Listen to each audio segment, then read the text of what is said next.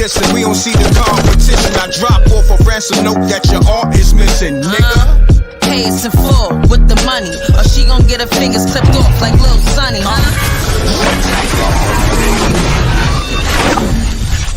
MREC TV.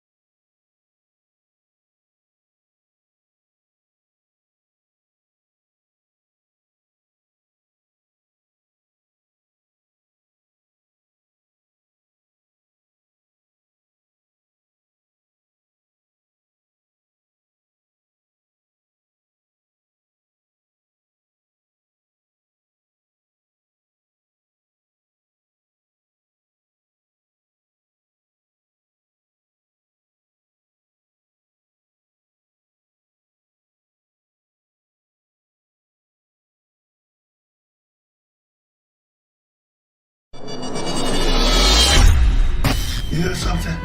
Have you guys heard of StreamBoss? It's a new IPTV provider that gives you over 5,000 channels for only $20 a month. Oh, cool! $20 for live TV, local TV, movies, TV shows, pay-per-views, and so much more.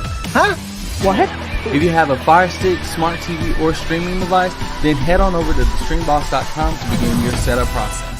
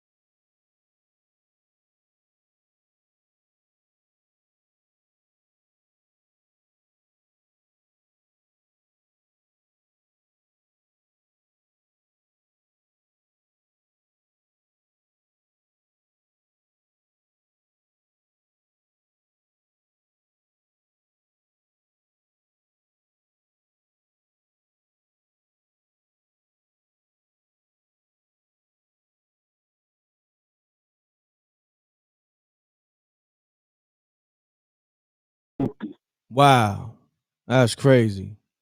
That's Yeah, crazy. yeah, man. Yo, you might Yeah, have to that's say that over because for some reason the sound went out. So go back to the yeah. part where you mentioned I do believe. Hold on, they saying no sounds. Been a minute. So go back to when your moms came from the funeral. Go back to that. I Mm-hmm. when my mom tried to go to the funeral, Mm-hmm. she had failed, bro.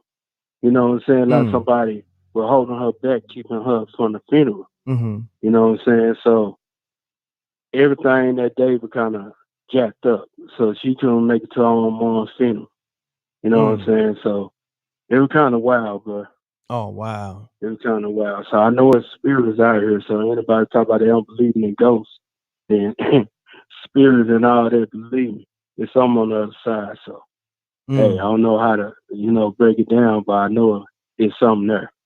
Got you, got you. For some reason, they saying they hear you now, but they missed the whole story. Something spooky happened because I don't know how the mute button was muted. I never muted the mute button. Maybe you got like some real supernatural energy going on that's even trying to come over here my way, trying to, you know what I mean? Some don't want you to Yeah, tell yeah, tell yeah. a I feel story. That's crazy. I mean, if you can, real quick, just say it over, real quick. Just go back into the story, real quick from the top. All right, Let's get all it. right. Let me go back to Mm-hmm. it. All right, me and my bro was sitting up in the living room. Mm-hmm. So when we were sitting up in the living room, had the wood up on the table. So how about the wood lifted up by itself and Mm. fell on the floor? So when it fell on the floor, Mm-hmm. you know what I'm saying? We both looked at each other. So he asked me, "Did I see it?" I wanted to tell him, "No, I ain't see it," but I went on and told him, "Yeah, I see it." I said, "That's my grandmama. She came Mm. back to visitate or whatever." Mm-hmm. So my mama had to get ready to go to the funeral, but it's like somebody wouldn't let her out the door. So she had actually fell because, she kind of overweight. Mm. So they had to call the ambulance to get her up a little bit. Mm. So we Wow. had to go, but she couldn't make it. So it's like a whole lot of stuff taking place. And 2 days ago, Mm-hmm. you know what I'm saying? 2 days ago, my dog started barking. It wasn't nobody there. So Wow. about 10 minutes later after that, the alarm to the house started going out by itself. And it said the alarm being tangled with, but it Mm. wasn't nobody messing with the alarms or nothing. So that kind of weird, kind of spooky. Yeah, that sounds very spooky, man. Yes, Spooky. sir. I appreciate you calling, man. That was a good story. And I could tell it was real because you said the same exact thing over. Yes, sir. Exactly. So that's how you know it's official, man. Let the people know who you be again and where you calling from. I'm calling from Dallas, man. And my name Paper Man. I'm an artist. I rap. Mhm. I do beats. If y'all were looking for me, look me up and all that, and get at me. Got No my own doubt. YouTube page, so y'all check me out. No doubt, paper man. Appreciate you. Salute. All right, All right. ready. Peace. Salute, man. Yes, All right. sir. I got some voicemails that I'm gonna play real quick before I get into the other callers. I missed some calls. Damn. I don't know I missed mad calls. Call me up. 310-598. My bad. Let me get back. I'm gonna get back to the first missed call. Let's get it. Pound that like button. Y'all know the MREC room etiquette. Nobody's calling nobody's back, but MREC TV. Let's get it. Yes, I'm doing a Spooky Hours movie, a whole series. Let's get it. Salute. Dipset forever. Peace to the God. Peace to the God. What's happening? Salute. What's up? What's up, man? I just sent that through your message, man. You know what I mean? To let you know, y'all gotta take it back, man. We gotta get back what belongs to us, man. And they killing us, man. They killing our music, man. No doubt. You Now know? we gonna And definitely take it back. I mean, your I got rhymes are you. so ill, you're so underrated. Thank you, bro. It kills me somebody like yourself is so underrated. Thank you, bro. And compared to this bozo clown show that be going on out here. I think you're a phenomenal, hell of an MC, man. Thank and you. I'm gonna do more to support you. Thank you, And bro. I look forward that, maybe doing some concerts or something. Oh, we In could the definitely future do or that. something. Yeah, we could definitely do that, man. Just hit up NREC TV No submissions at gmail.com or DM me on Instagram or leave a text here. You know what I'm saying? But Okay, all right. what's your handle again? What's your name? What they call you? Man, Azar Malik, man. I ain't Okay. even I ain't even technical savvy like that. But I can get to you and get that done. Yeah. But I don't really have no. Nah, but text I this just number. got a Text this YouTube number. page. Text this number with all your info and put that same message that you just said to me that you're trying to book some shows in the near future, and we gonna lock in. Okay. I appreciate you, homie, because you All know right, a lot of no people doubt, Lord. feel the same way you do about NREC music. Thank Yeah. you, my brother. Yeah, Appreciate but you. You feel me? up top is the only one that can take the music back, man. You already Y'all, know. it was created there, so it's up to y'all brothers to take it back, man. All day. You know. All All day. right, man. I Thank you, appreciate my I brother. appreciate the call back, Black. I Stay appreciate up out you. there, I brother. appreciate the love. Thank you, my Peace. brother. Peace. No doubt. So far, the energy is so good. I mean, you know, I do what I do. I appreciate the love on the music. Salute to that brother. I gotta get to these super chats and the people that support me. Salute to Wallbanger G. Ain't no one doing it like MREC. I appreciate that. You know what? That deserve some shots. I appreciate that, Wallbanger. Ain't nobody doing it like MREC. That's a fact. Salute to the Rec Mob. Pound that like button. Stop playing with me. You know what I mean? I got a lot going on. Got this movie called Best Friends coming. Let's get it. Peace. You now tune in to MREC TV. You better mute that audio or you gonna get banged on. Respectfully. Let's get it. Yo, man, I got a crazy dream. My grandma came to me to make me stop gang banging. Oh, word. All right, hold that thought though. Cause you gotta make sure your phone is right and exact. Your phone sound a little spooky. I don't know if you got me on speaker. Take me on speaker. Oh yeah, I had you on speaker, bro. My bad. Yeah, Yeah, say that again. 2000. Yeah, in 2001. My name Chris first, bro. Mhm. I'm in Inglewood, California. Okay, And salute. in 2001, man, I was 12 years old. My brother went to jail. He was from a gang out here. Mhm. So when he went to jail, they wound up recruiting me. So, you know, I was never the kind of dude, you know, just out here recklessly killing people from they others because they from somewhere else. Mm-hmm. So 2005, my grandma passed away with two of my homeboys. And one of my homeboys, I was in the front seat when the car pulled up on him and shot him 2 times in the head. Damn. So, you know, after that, I wound up doing something that I wasn't normally doing. I went against my own grain, which was I don't, you know, go out to just harm people for no reason. I have to be over there for me to, you know, go put in work to go do harm to somebody. I have to be over there to get shot at, to go, you know, to go shoot somebody. So after he got killed and my grandma got killed, my grandma passed away, I wound up, you know, going to go do some things. And one night my grandma came to me, bro, and I went to sleep, had a dream about her. And she told me that if I went back over there to the set that I was claiming, the neighborhood, that I was going to die. And I woke up, I was like, I'm tripping. So I lay back down, and then I have a out-of-body experience. And I'm with my grandmama.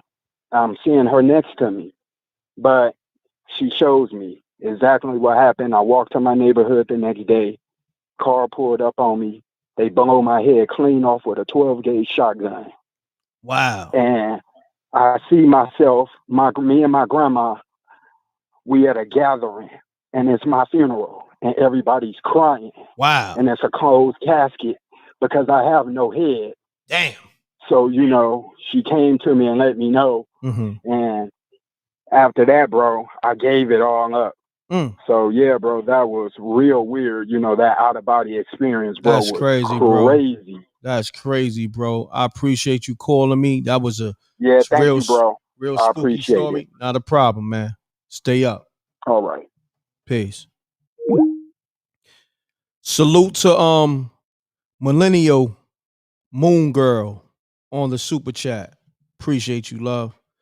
Salute to Free Rain on the super chat. Thank you. Salute, Queen. Shouts to everybody showing that support to MREC TV. I do it for the people. I be doing so much, but you know what? I put in a lot of work today, and I said I gotta do spooky hours because I think I missed. Did I miss 2 nights? I might have missed. No, I missed 1 spooky hours, right? Maybe I missed 2. I don't know. Did I miss 2 Sundays? Let me know. If I did, I apologize. I will make it up. You know what I'm saying? If I did. It might have been 1. It might have been 1. It just felt like it's 2. Because when you miss 1, now it's like a 2-week gap. Yeah, it was 1. I missed last Sunday. I was going to come back Monday, but it was some other stuff going on. I couldn't do it. Pardon the missed calls. I'm going to get back to everybody as soon as I can. Peace. You now tuning to MREC TV. State your name, where you calling from. Let's get spooky. Keep it clean. MREC, what's going on, brother? How are you, man? Everything good, my brother. How you? How you feeling? I'm chilling, man. I'm here at work. I just got here, man. My name is Sean from New York. I'm from Brooklyn. Sean, what's happening, man? I spoke to you a few times, right? Nah, not at all, brother. Oh, word? My bad. Okay, Sean. Salute to you. Okay. Salute to the whole Brooklyn. Talk to me, man. Hey, man. What's going on is this, man. When I was 12, I went to Jamaica to live with my pops and whatnot. And he never told me that his father, my grandfather, died in the house. You feel me? So, yeah. Wow. So, the thing is this, man. When the man was alive, the man used to sit on the porch and lean his head on the wall, smoke his cigarette and spit. You dig? So my pops was like, yo, listen, my father still walk around the house, even though he dead, and I'm going to paint the porch. And you going to notice that little spot right there where he usually lean his head, the paint going to chip off. Wow. And sure enough, a month later, that little spot where he leaned his head, the paint chipped off completely. Damn. That's crazy. He still sits there. That's crazy. You dig what I'm saying? That's spooky. So one day my grandmother called from New York. We down there in Jamaica. My grandmother called from New York and she was like, yo, what you got blocking the doorway in the kitchen? And my pops was like, the stove and the fridge. And she was like, move it, because your father can't pass. You dig what I'm saying? That's crazy. Yeah, so, that's spooky. One time there was a hurricane, Hurricane Ivan. I'm not sure if people remember that. I remember that. There, but we didn't have no lights for 6 months, you dig? And we used to have 6 months? Lamps, Ooh. Candles, cursing out lamps and shit, like things like that, excuse me. And I was giving my pops some trouble and whatnot, coming from school late. School finished 5 o'clock. I'm coming home 7:30, 8, messing around. So my grandfather, he had one leg when he was alive, and he used to walk with a walking stick. Dude used to ride bicycles and all that still. So the dude was walking around the house, walking from the back door, the kitchen doorway to the porch, and you could hear the 1 foot, you could hear the walking stick, you could hear all of that. Wow. My room was right beside the living room where he got a pass. Dude used to come in my room and walk around my bed. Wow. You dig what I'm saying, bro? And me and my pops, we used to argue in the crib and all of that. The steps started getting louder each night. You can hear the stick. He makes sure he stomped on the loose tiles on the floor. Wow. You can hear the 1 foot. You can hear all of that. You hear what I'm saying, bro? Yes, sir. Dude was walking around my bed. Crazy. Now I'm sleeping with the sheet over my head. The only thing you could see is my nose. That's how shook I was. You dig what I'm saying? Mm-hmm. The only time I get to sleep is in the morning, 5 o'clock when the sun come up. That's real talk. That's crazy, man. You know what I'm saying? Word. That's crazy. His grave now. His grave is behind my uncle's house. He's buried behind my uncle's house. And you know, in the Caribbean, people wash clothes with their hands and whatnot. Don't really got the money for the washing machine. So my uncle's daughters, they used to sit on his grave, wash their clothes in the bath pan and whatnot. And they used to throw out the dirty water, and the water used to catch the grave. Everybody in the house got sick. Hold on, you said the water used to catch the what? The grave. They used to throw out the water on the ground and whatnot, but it used to splash up on the grave. On the grave. Wow. Wow. Everybody in the house got sick. That's crazy. So my grandmother in New York, she had a dream again. He was talking to her in her dream. My grandmother called my uncle, and she was like, "Yo, what's going on, man? Y'all throwing water in the man's grave and whatnot?" He was like, "Nah, you know, my daughters, they be washing over there in the backyard and such and such." She was like, "Yo, y'all need to stop that, man, because that man can't sleep." As soon as they stopped that, bro, everybody got better, man. Wow. Everybody got better, bro. That's crazy. Everybody got better. Spooky! Wow. That's crazy. I appreciate you calling, man. That's a good story, man. I'm going to get to the next caller. I appreciate you. Salute, Sean. No doubt, brother. Thank you, No my doubt. brother. Enjoy your night, brother. You too, my brother. Peace. All right. Shouts to Sean. That was a good spooky story on his grandpops. Shouts to Logan99 on the super chat. Thank you. But Buck Breaking Film is suspect as fuck. Shouts to Logan99 on that super chat. Shouts to Joel Torres sipping on quarter water, listening to Wreck. Facts. I'm not sipping on a quarter water, but I'm sipping on water doing spooky hours while you listening to me. So salute to you, Joel Torres. This water's kind of nice on a spooky night. Salute to all my ladies in the room. Salute to all my homies in the room. I got a lot of people showing that love. Salute to SB on the super chat. She always show me love. Thank you, Queen. Salute to Tay Baby, my husband at work, so I could spend his money.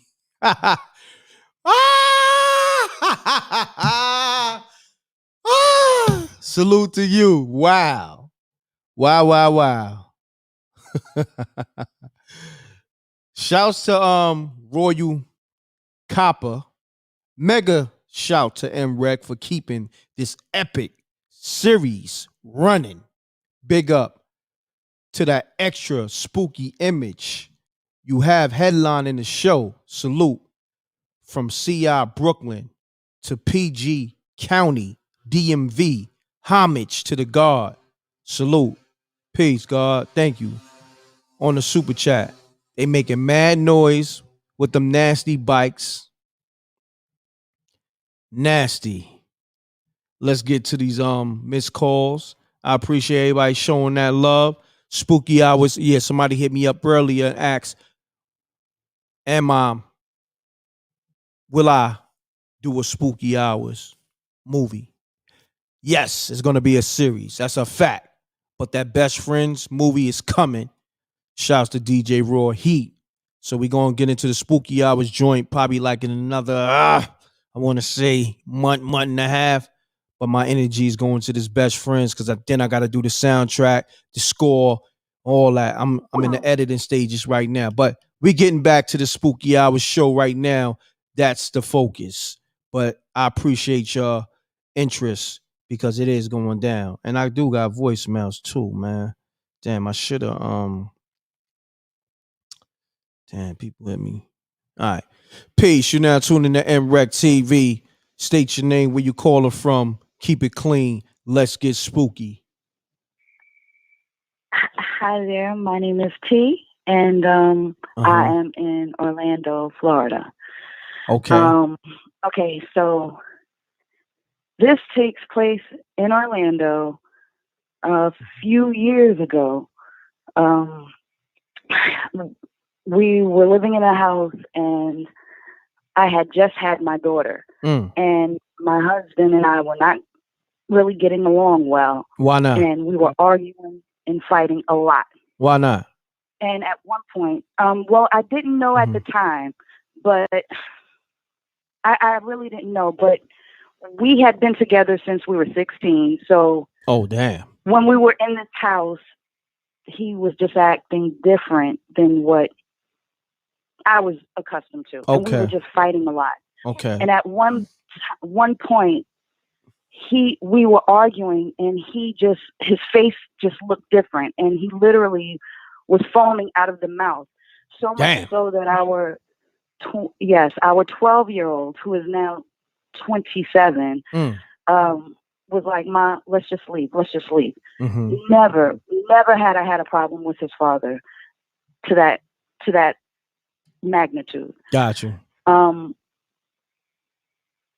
I started not feeling like myself. I don't know if anybody can ever relate, but I guess now it would be called depression.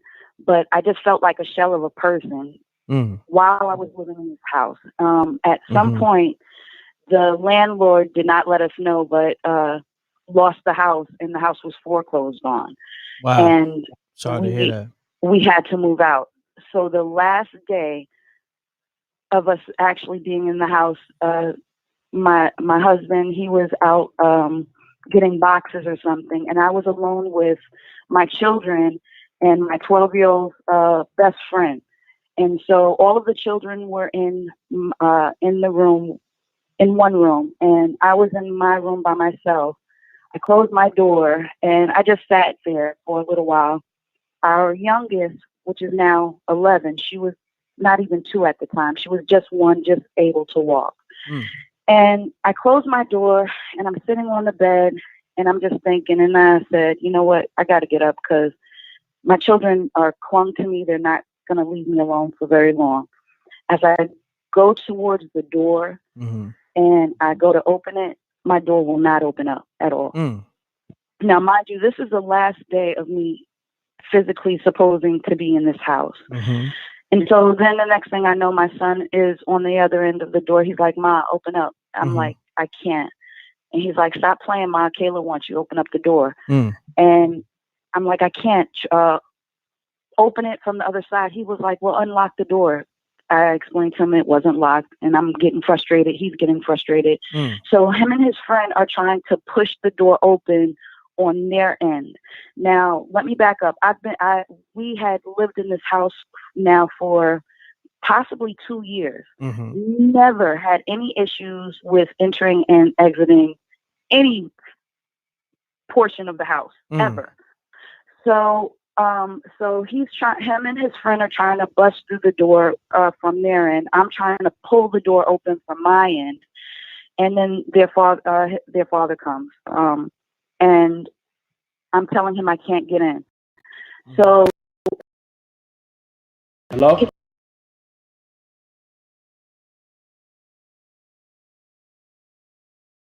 From a window. And on my end, to try to pry open the door, we could not open the door. Their father had to wind up cutting open cutting off the doorknob and busting down the door in order for me to get out of, off the hinges, in order for me to get out of the room. My whole point is that he even when I told him he just wasn't seeming like himself, he still doesn't even remember the argument that we had and when me and my children left out of the house because he was acting like crazy. He doesn't even remember that to this day. And I honestly feel like that house was trying to kill us. Was trying to kill me. And when it was time, and it's so funny because it was my son's friend who was like, and we never had any conversations about anything like that, but he was like, something in this house didn't want you to leave. And I honestly believe that. And I honestly feel like something in that house was trying to kill me. Wow. And that is my scary story. So you were stuck in a haunted house? I was stuck in a haunted house, and Wow. I think that it was possessing my husband.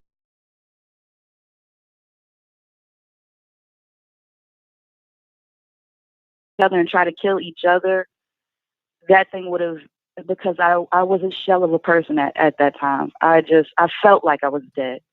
I don't know if anybody has ever experienced just feeling like you're just going through the motions. I wasn't. I was just, yeah. And after I got out the house, and after we left the house, everything progressively got better. Got you. Wow, it's kind of spooky there. Spooky. I appreciate you calling. All right, Appreciate you. Have a good evening. Have a great evening. Peace. Shouts to T.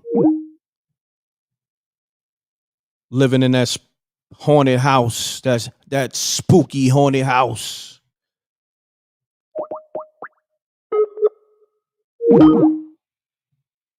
Her phone is haunted too. Please leave your message for 64. I call people back and it goes to voicemail. Oh well, I'll go to the next caller. Who's doing that? Pound that like button. Peace. You now tuning to MREC TV. State your name, where you caller from. Keep it clean. Let's get spooky. Oh man, y'all messing up tonight. Peace. You now tuned in to MREC TV. State your name, where you caller from. Let's get spooky. Keep it clean. Mute your audio, fam. Shut the fuck up. See, that's why these 646 numbers, 917s, I don't even really answer them. And my man, you a clown. How about that? You couldn't call my show just to waste energy. Your energy is bad. Type of nigga that was getting beat up in high school every day. Faggot. Peace. You now tuned in to MREC TV. State your name, where you calling from. Keep it clean. Let's get it. Hey, yo, this showing again, man. I got another one for you. What's going on, fam? Chilling, man. I got another one for you. Okay. Make it quick, my. Remember that story I was telling you about my grandfather buried behind my uncle's house? Mm-hmm. Well, I had a dream that same uncle was gonna die before he died. Mm. And he got a brother. They was beefing for years. And 3 weeks after my first uncle died, the other one that he was beefing with died too. Wow. But check this out. I got the dream. In the dream, you know that little creature from Lord of the Rings that be like the ring precious and all that stuff. Mm-hmm. I had a dream that I saw that creature. And I was standing on clay ground. And anybody that understands clay ground represents graveyard. Mm. You understand what I'm saying? Mm-hmm. So the little creature, he took me to a grave site. And in the grave, there was a coffin and there was a person in there. But he was showing me my aunt on my mother's side. Wow. But my aunt on my mother's side is the oldest child on my mother's side. Mm. So I'm thinking it's my aunt that he's showing me. Mm-hmm. And I'm saying her name, and he's like, nah, look. But what he was really showing me is the oldest. And my uncle that died, he's the oldest on my father's side. You dig what I'm saying? Mm-hmm. So he ended up dying. And I had another dream. The dreams coming three. It was 3 dreams, actually. The first, before I got the dream that my uncle died, I had a dream that me and my cousin was wrestling, and 2 of my teeth fell out my mouth. Dang. And that represents death. Somebody's going to die in your family. Mm. I shrugged it off. And then I had the second dream that my uncle died. And then I had a third dream that I saw 2 bodies on separate autopsy tables, and only their feet were sticking out. And I understood who the short person was, but I didn't know who the tall person was. And I went to the tall person's feet, and I touched the bottom of their feet, and there was a soft spot. You dig what I'm saying? Mm-hmm.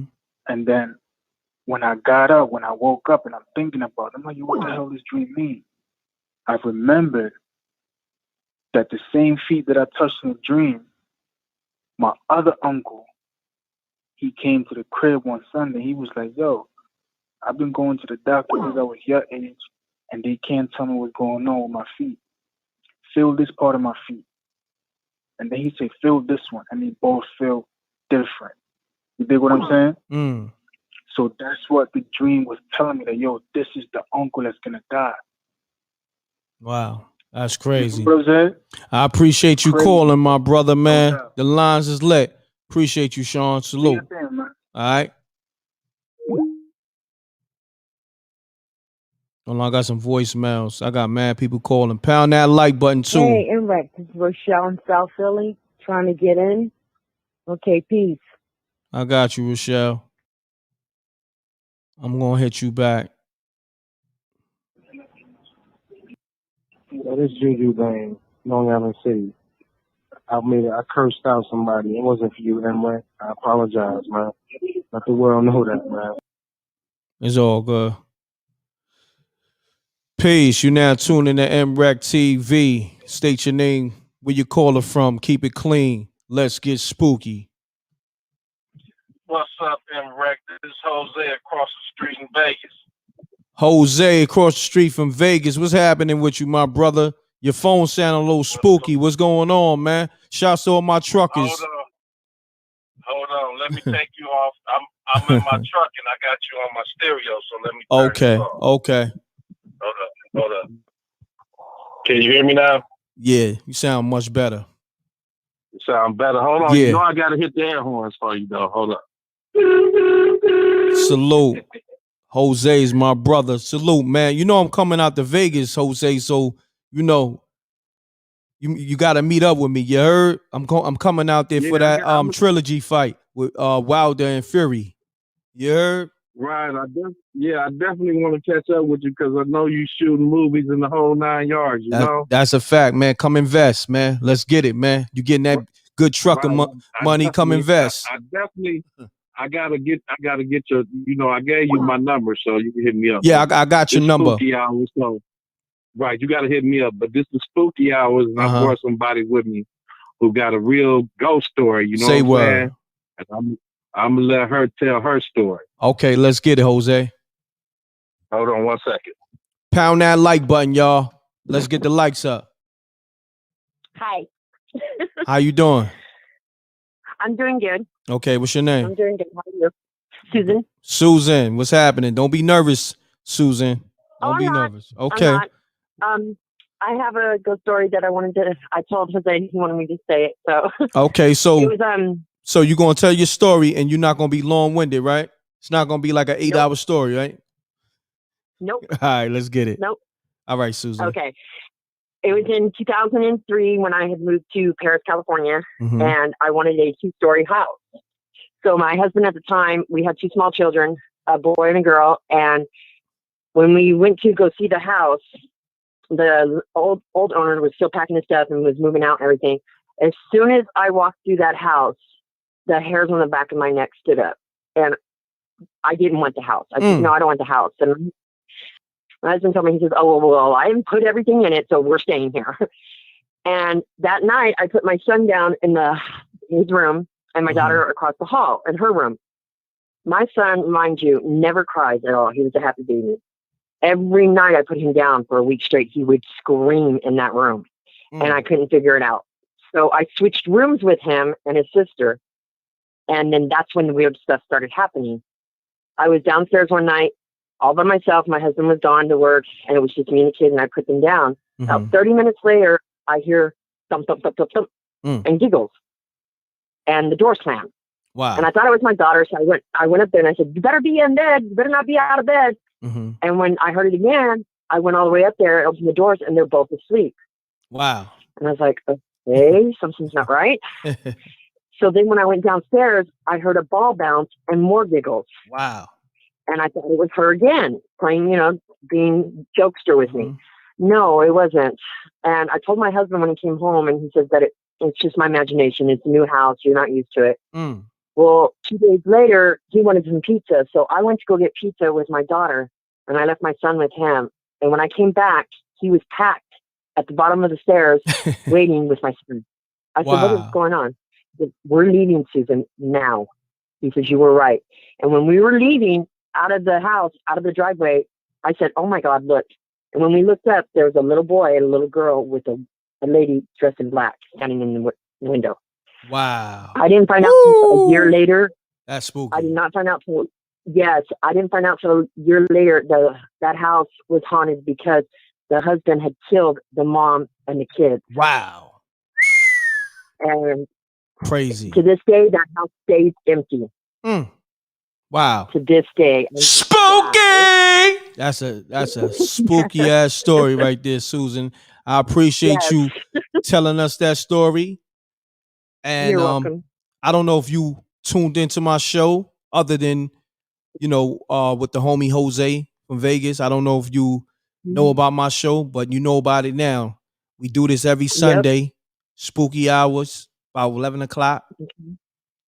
And you can tune in on YouTube. All right? MREC TV. All right. Thank you, Susan.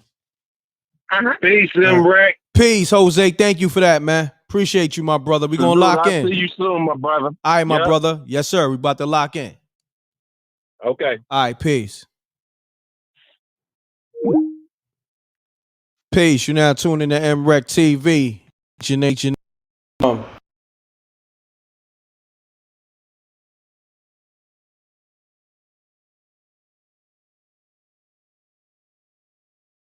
Yeah, peace. Can you hear me? Yo, Rex, what's up, man? What's going on, fam? Salute. Salute, brother. Hey, man, it's Thomas Parker, brother.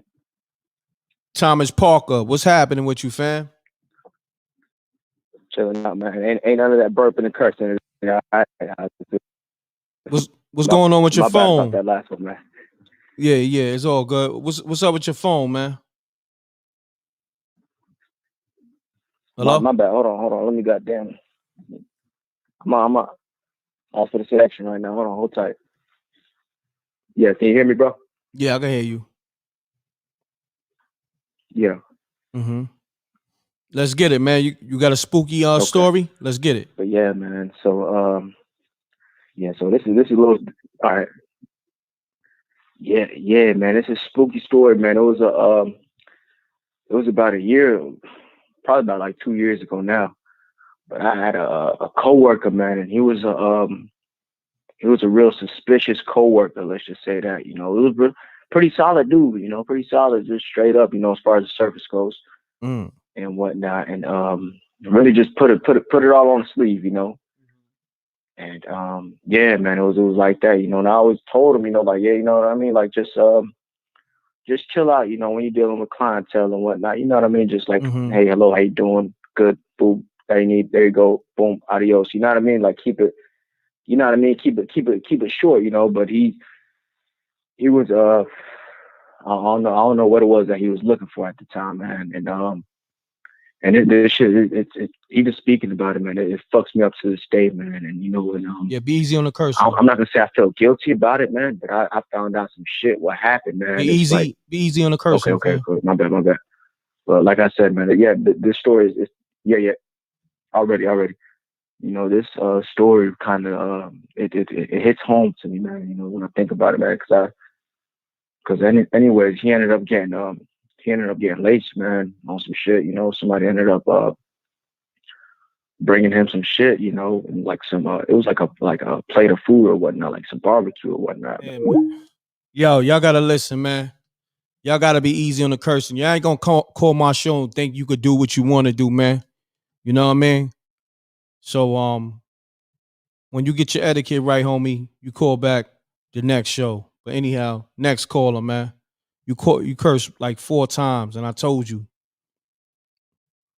I ain't got no more tolerance, man. My tolerance is done.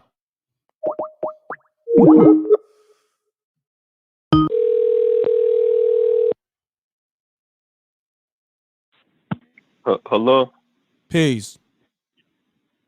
Yo, hello? What's going on? You live on MREC TV. What's going on with you? Yeah, bro. This y'all might not even believe this, but this is definitely spooky, bro. All right, hold that thought. Hold that thought. Shouts to Scott on the super chat. Appreciate you, homie. Thank you. Go ahead. Let's get it. Talk to me. Pound that like button, y'all. I bumps into this one person, right?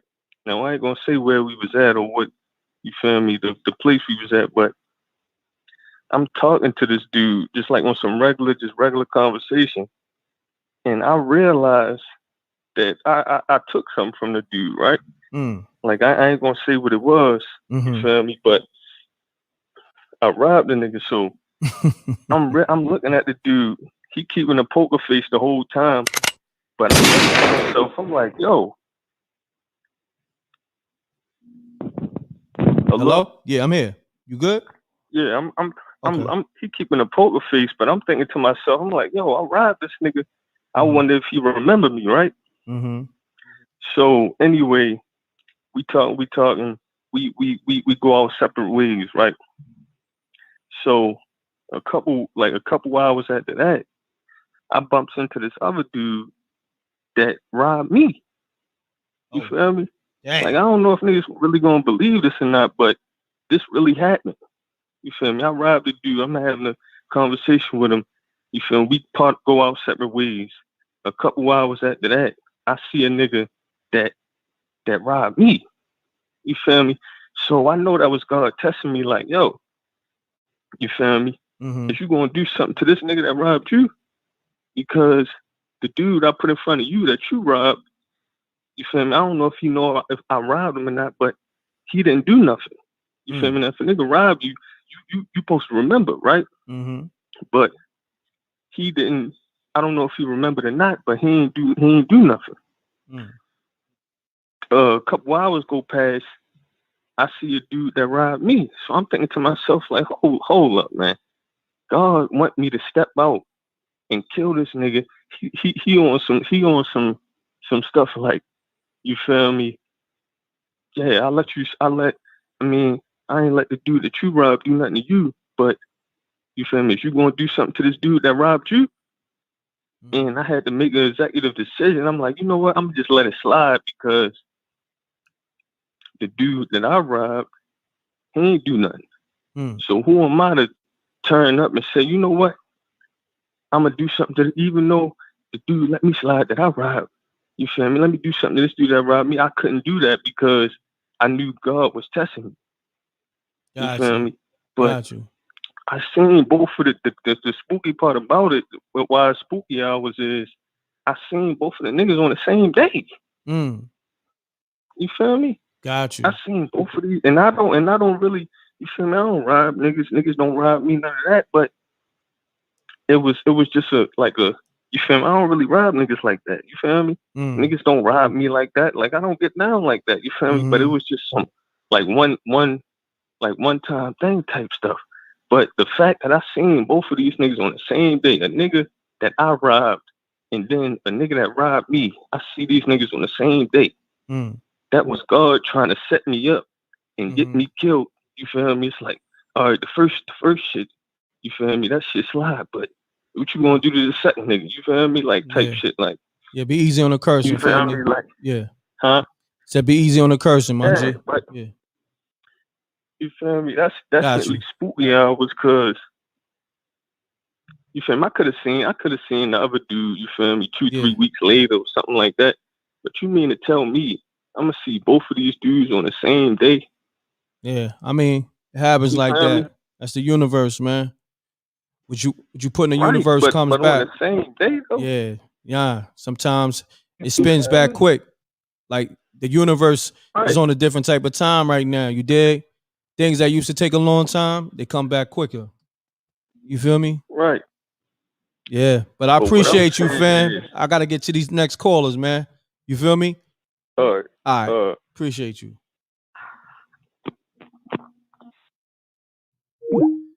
Yeah, man. Y'all gotta do these quick stories because the homie just kept saying the same thing.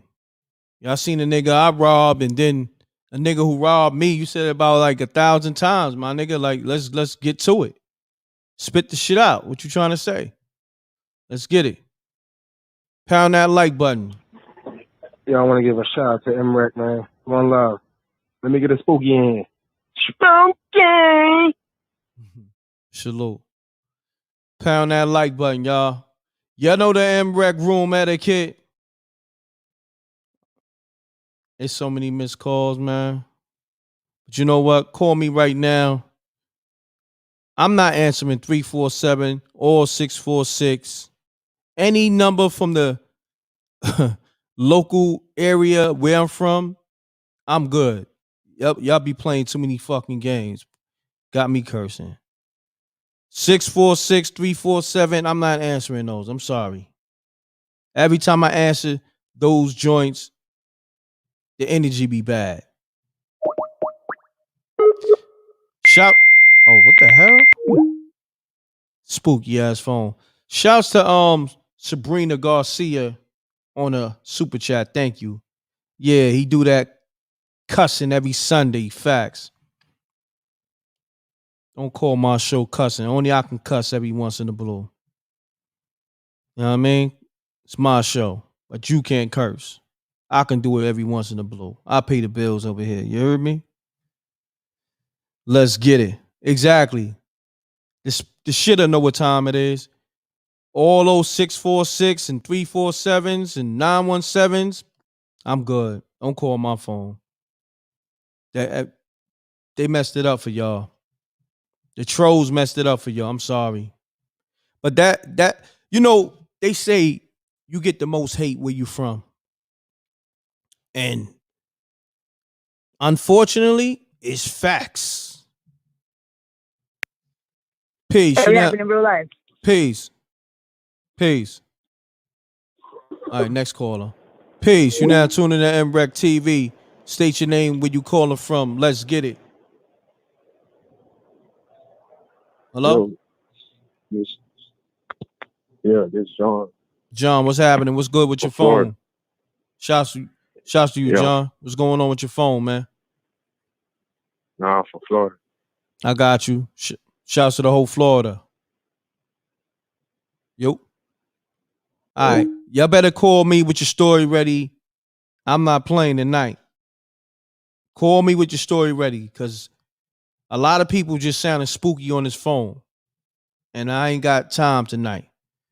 Almost an hour in, and I need some good spooky stories. Stop playing. Let's get to it. Shouts to Shaw J on a $10 super chat. Hey fam, MREC got so mad about him cussing, he cussed him out. Laughing out loud. Facts. Shaw J always show that love. Thank you. I mean, you know, it's my show. So if I want to curse and lose the monetization, I got the right to do that. But I ain't going to let somebody else do it. And I only do that because they doing it.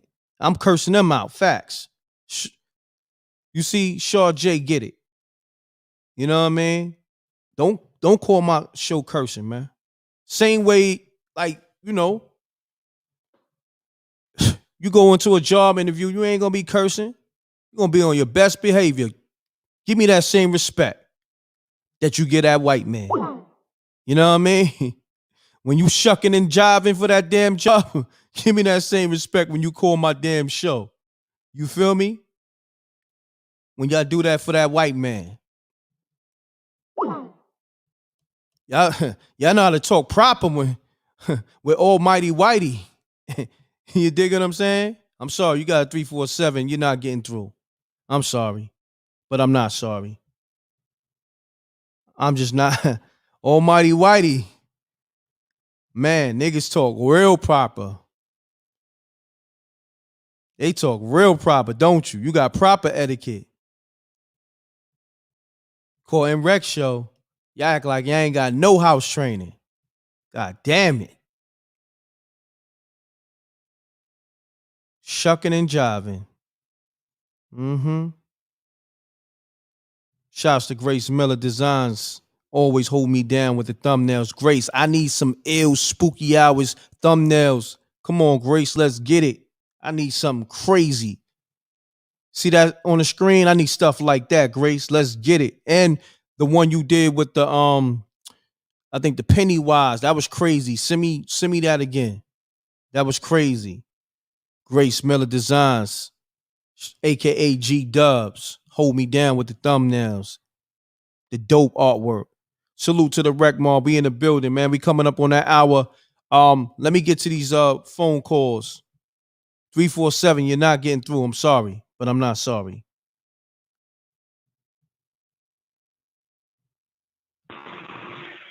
Your phone sounds spooky. I ain't doing it. Peace. You're now tuning to MREC TV. My tolerance is to the floor. I know. It's Sabrina Garcia, yo. I got. Sabrina Garcia? Yeah, hold on. Okay. Hold on. Excuse me. It's all good. Sorry about that. Sabrina, what's up with you? My fault. What's up, bro? Look, I got I'm special good. permission from my son to tell this story. Okay. Okay. And okay. Now this happened upstate New York. Okay. Okay. From DC. I'm from DC, but I live in Kansas City now. I got special permission because this is my son's father. Got you. Now, And- Sabrina, and- hold on. Do you have me on speaker? I'll take you off. I got you on my phone, Joe, but I'll switch you over. Hello? Yeah. Oh, dang. Hello? Hello? Can you hear me now? Okay, there you go. There you go. Okay. So the people who are, the reason why I got special permission because the people involved are dead. Okay. And I got to see something for myself, okay, with my own eyes. We're going to go back to, I sent you a message about this, but we're going to go back to the 1950s real quick. Okay. My mother-in-law's father was West Indian. And he was kind of a little tyrant up in Beacon, Beacon, New York. And he would go down there and slap his pocket, and the straight razor would pop out, right? Okay. Well, one day he got mad and he wanted to kill somebody. That's what he would do. He would literally kill somebody. I'm just being nice about it, okay? So one day he got mad down in town and he couldn't kill somebody. So he came back home and he nailed down all the windows and all the doors in the house. It was a country house in Beacon, New York. Wow. Okay. Wow. My mother-in-law was his favorite. Children will find. Her husband at the time wasn't. Excuse me. So everything started going down. There was knives everywhere. You know what I'm saying? Like throughout the walls and stuff because it was like a shack style house back in the day. Mm-hmm. And when Grandpa came to stab my grandmother-in-law, her son, my uncle, jumped in and pushed him. And when he pushed him into the wall, there was a knife sticking out. Here goes the twist. Now the shit the stuff's gonna get real crazy real quick because I know I gotta keep it fast. So it went into his heart. Damn. From the back. All right. Now here goes crazy. He started convulsing and shaking, and blood was foaming throughout his mouth. It was so bad that they told me that it got into his wristwatch, inside his wristwatch. He was pissed. He was pissed because he couldn't kill nobody. Okay? Now listen. They were poor back in the day. So what they had to do was they had to drain his blood because they couldn't afford a undertaker. They had to drain his blood and in a zinc tub. Okay, so that was probably about 1 inch to 3 inches of blood. I don't know. I'm not there. It took 10 men to put a bedrock, a flat stone, on top of the tub. Okay. They said later on that night, it started raining. It started booming and thundering. I'm talking, it was booming so bad that it was shaking the house, right? Shaking the house.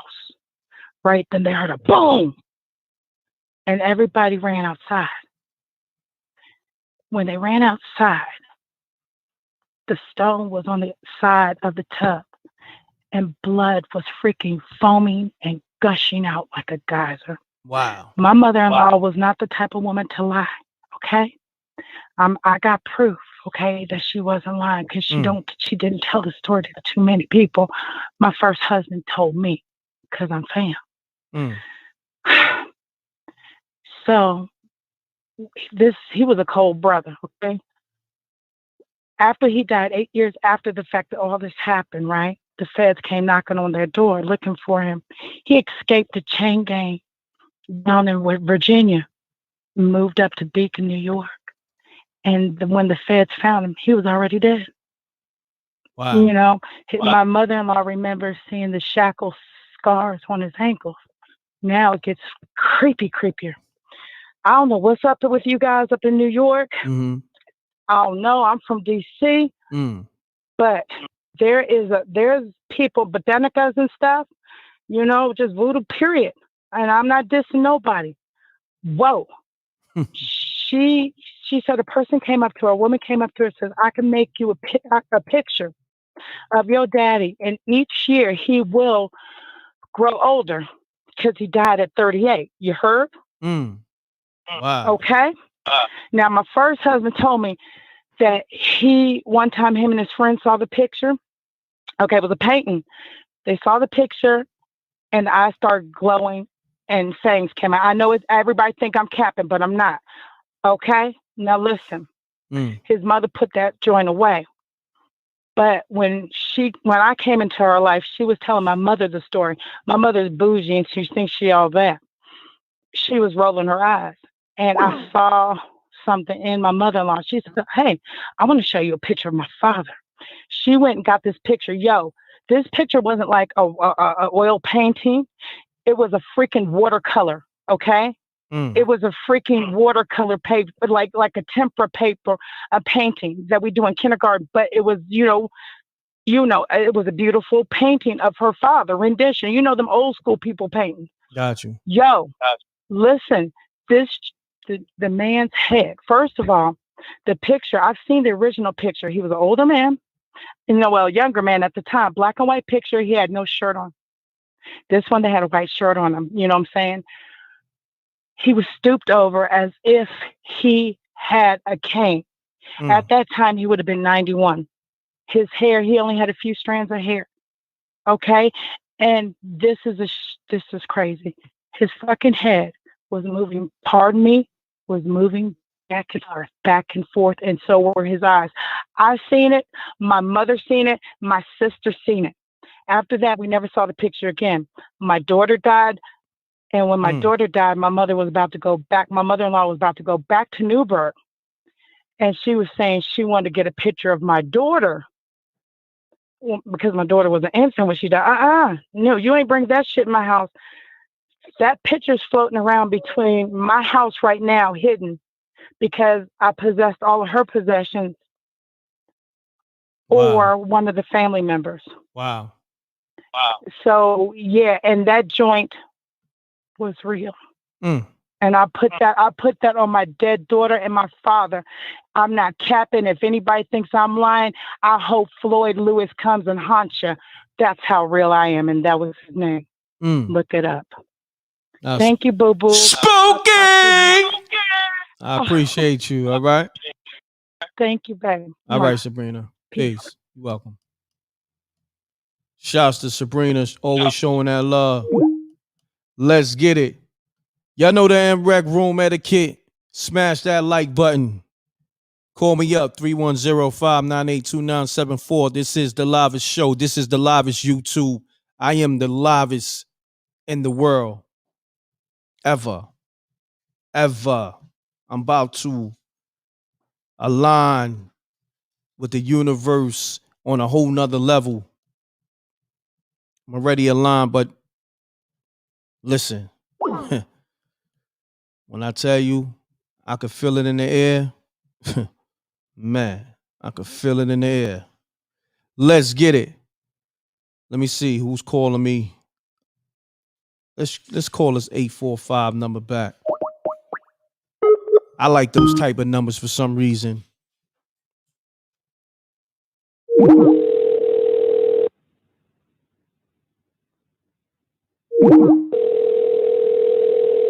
I'm not messing with no 347s, no 646, no 917s. Yo. Peace.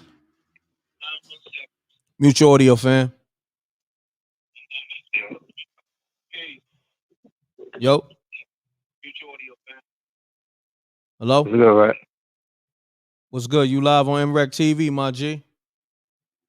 What's good, right? It's Tim, huh? Tim, what's happening with you, man? What's up with your energy? Hey, you know, I'm good. How you? I'm good. Yo, you drunk, Tim? Yeah, I know. You know Call me back, Tim. Peace. You now tuning to MREC TV. If you drunk, I'm going to bang on you. I don't need no drunk stories tonight. Let's get it. Peace. Yeah, I guess he was drunk too. If you drunk, I'm banging on you. I'm sorry, but I'm not sorry.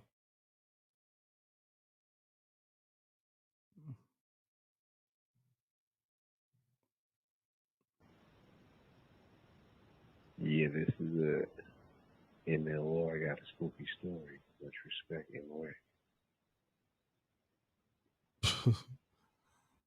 Yeah, nah, Tim, don't call me, Tim. You drunk. Tim, just go to sleep.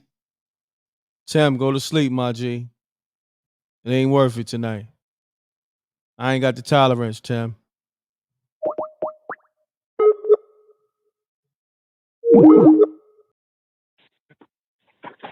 Yo.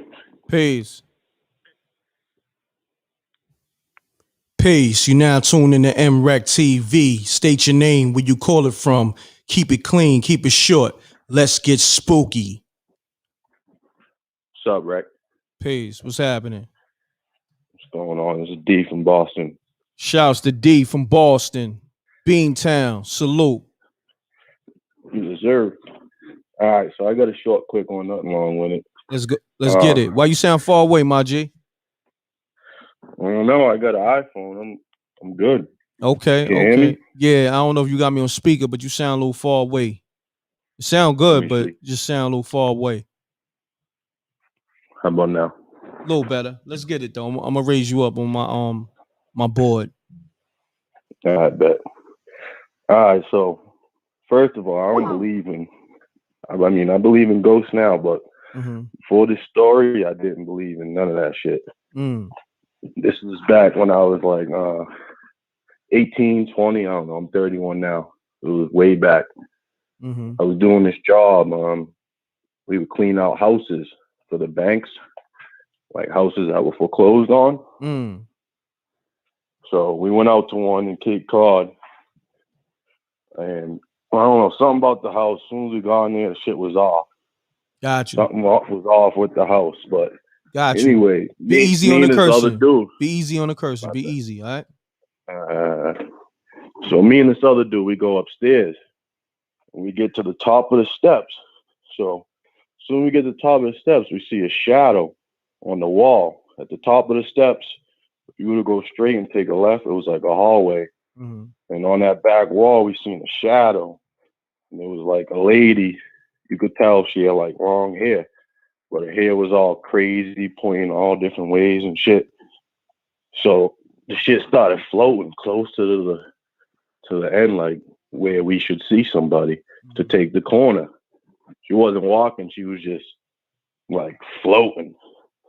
So we're like, yo, no one's answering. She ain't saying nothing back. So she gets to the end where there's supposed to be somebody, like her shadow from where it was, we should see a person. But we didn't see nobody. It was just a fucking shadow. Yeah. Me and dude took off running. Oh, wow. Fucking ran outside. We both ran the fuck out of there. Damn, son. You just, come on. Why you keep cursing, my nigga? Like, damn. My bad. My bad. Damn, man. Fuck is you doing, man? Peace. Keep telling y'all, man. Yes, how's it going, brother? I'm good, my brother. GOS prayers. What's going on? Hold on one second, man. Give me that same respect. Not you. Give me that same respect. When y'all give Almighty Whitey when you in that office trying to get that job. Don't curse on my show, man. You don't curse in front of those recruits and those, when you're on those interviews for Almighty Whitey. Give me that same respect. Let's get it, my brother. Yes, sir. Yeah, you ready? You good? Hello? Peace. Yes, sir. Yeah, Yes, yeah, my this brother. GOS Press. What's going on, my Pleasure brother? to talk with you too, brother Emrat. Salute. Salute. Yes, sir. Talk to me. You got a spooky story? Basically, man. Oh man, me and LG. So basically, man, Rismo Rocky, we was inside the studio, man. We was working on some tracks for DJ DA down in Florida, you know? Okay. So basically, man, you know, we ain't had no green at the time, you feel me, no medical cannabis. And I mean, the Joker was down bad. This around the time they had that Tucci, you know, like Lil Weezy we talking about. They had the Tucci in the stores, yeah, like that Tucci, other names for it was like that fake green or whatever. They were selling at the little Habib stores, you know what I'm talking about? Got you. K2 was another name for it, but then they banned it. Got you. Man, I hit it. Man, I touched the Tucci stick. I hit it 2 times. They're talking about the music. This goes fresh. Man, I damn near died in there, man, and came back to life. The homie Slim was in there, man. He was like, "You gotta rap, you gotta rap." So I'm stuck in the chair, and all I could do, right, Emre, was pray to the Most High. I mean, I'm like, "Oh, but ready for what?" I couldn't talk to nothing. I'm choking. I'm like, "God, give me one more chance. Give me one more chance." Several people had died on that Tucci. That's how real it was. And me not knowing, you know what I mean? And shut down liver, stuff like that. I'm sitting in the chair. I'm like, I'm choking. And I heard the words of like one of the homies like, "Man, he's smoking that S again." So I'm like, "Oh my God, what was I smoking?" I'm like, "Lord, help me, help me, help me." They said, "Send him over there. He getting heavy." So I'm like, "Damn, I'm about to die in here," because I'm unconscious. You know, I can hear him. I just can't respond back. Man, they opened up the door, man. As soon as the wind hit me, and I was just like, they said, "Prez, you all right?" And they told me I hooked up a gigantic loogie inside Gutter Mike's studio, man. So they said serious ones about that as well. But that was years ago, and I never touched that Tucci then. So I dropped a song called Fiend on the mixtape, Rismo Rocky and GOS Prez. But yeah, that was a true life story, man. I hit that Tucci like how high, and it was realer than it ever been, brother Emrat. Got you. I appreciate you calling, man. I'm sorry, go ahead. Nah, I appreciate you calling, man. Salute. Yeah, hey, salute, brother Emrat. No doubt. Yes, sir. Yo, is it me or these so-called spooky stories ain't spooky and I'm lost? I'm lost. I don't be knowing what the hell is going on. I don't know what nobody talking about tonight. Like, I'm gonna be honest. I was lost on every story so far. No, respectfully. You know what I mean? But let me know if I'm bugging.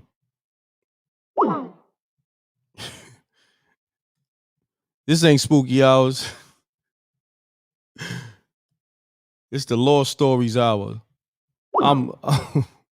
This is weird energy tonight. Facts. Something is very weird tonight. I don't even know. Shouts to Sabrina Garcia. Fall from evil. Wasn't high or smoking. Just nervous about the story. Got you.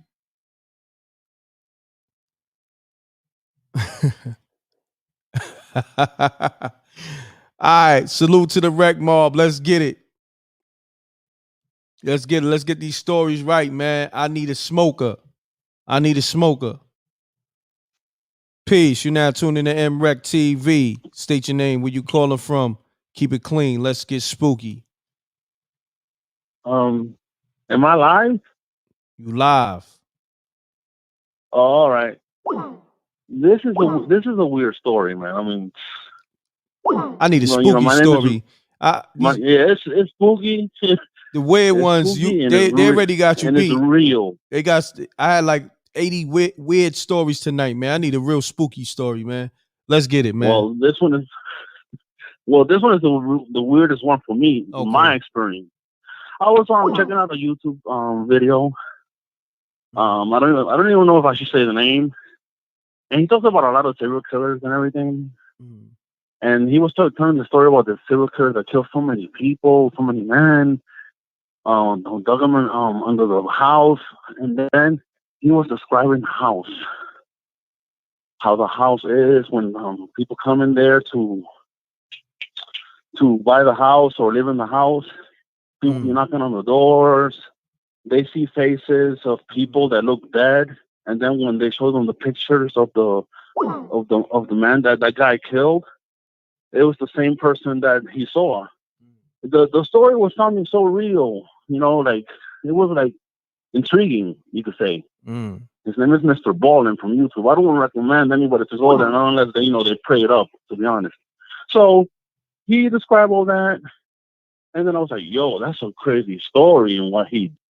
Peace, you're not tuning to MREC TV. I'm not doing weird stories. It better be spooky. Let's get it. State your name, where you calling from. I got a spooky story, right? So, let's get it.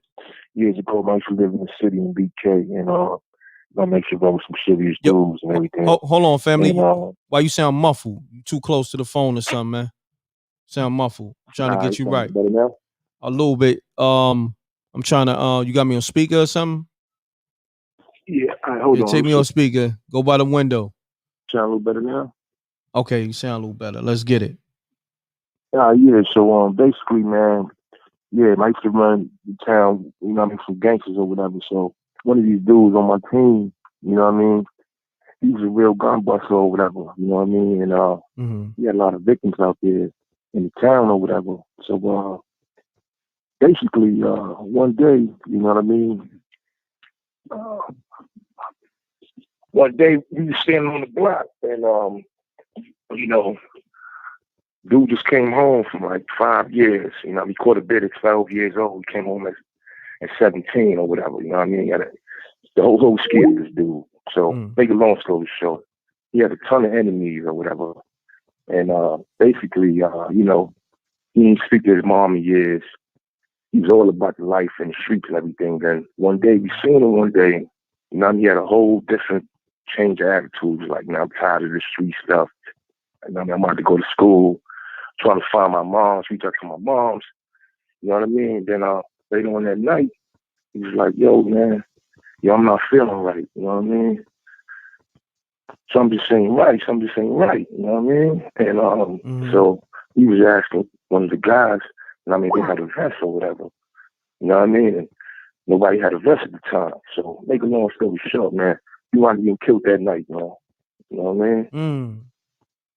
Yeah, man. Crazy, man. Wow. Yeah, man. That's what it is, though. I appreciate you calling, man. You already know. Salute. All right. Tonight, I don't know what's going on with these stories.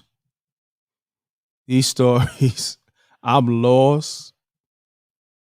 I'm looking for a spooky story, man. This might be the last spooky hours because I might just do the spooky hours movie, the reenactment. You know what I'm saying? Because I don't know what's going on with y'all. I gave y'all a week off to get your stories right. This is what I come back to? Peace. You're now tuned in to MREC TV. State your name, where you calling from. Let's get it. Yeah, I ain't get to finish that story, bro.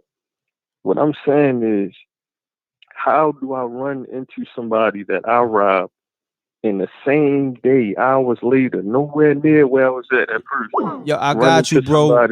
But you got to make it more interesting. Nah, bro, I appreciate you. Peace. You're now tuning in to MREC TV. My toleration is to the floor. Let's get it. So, my spooky story, I'm gonna try to keep it as short and simple.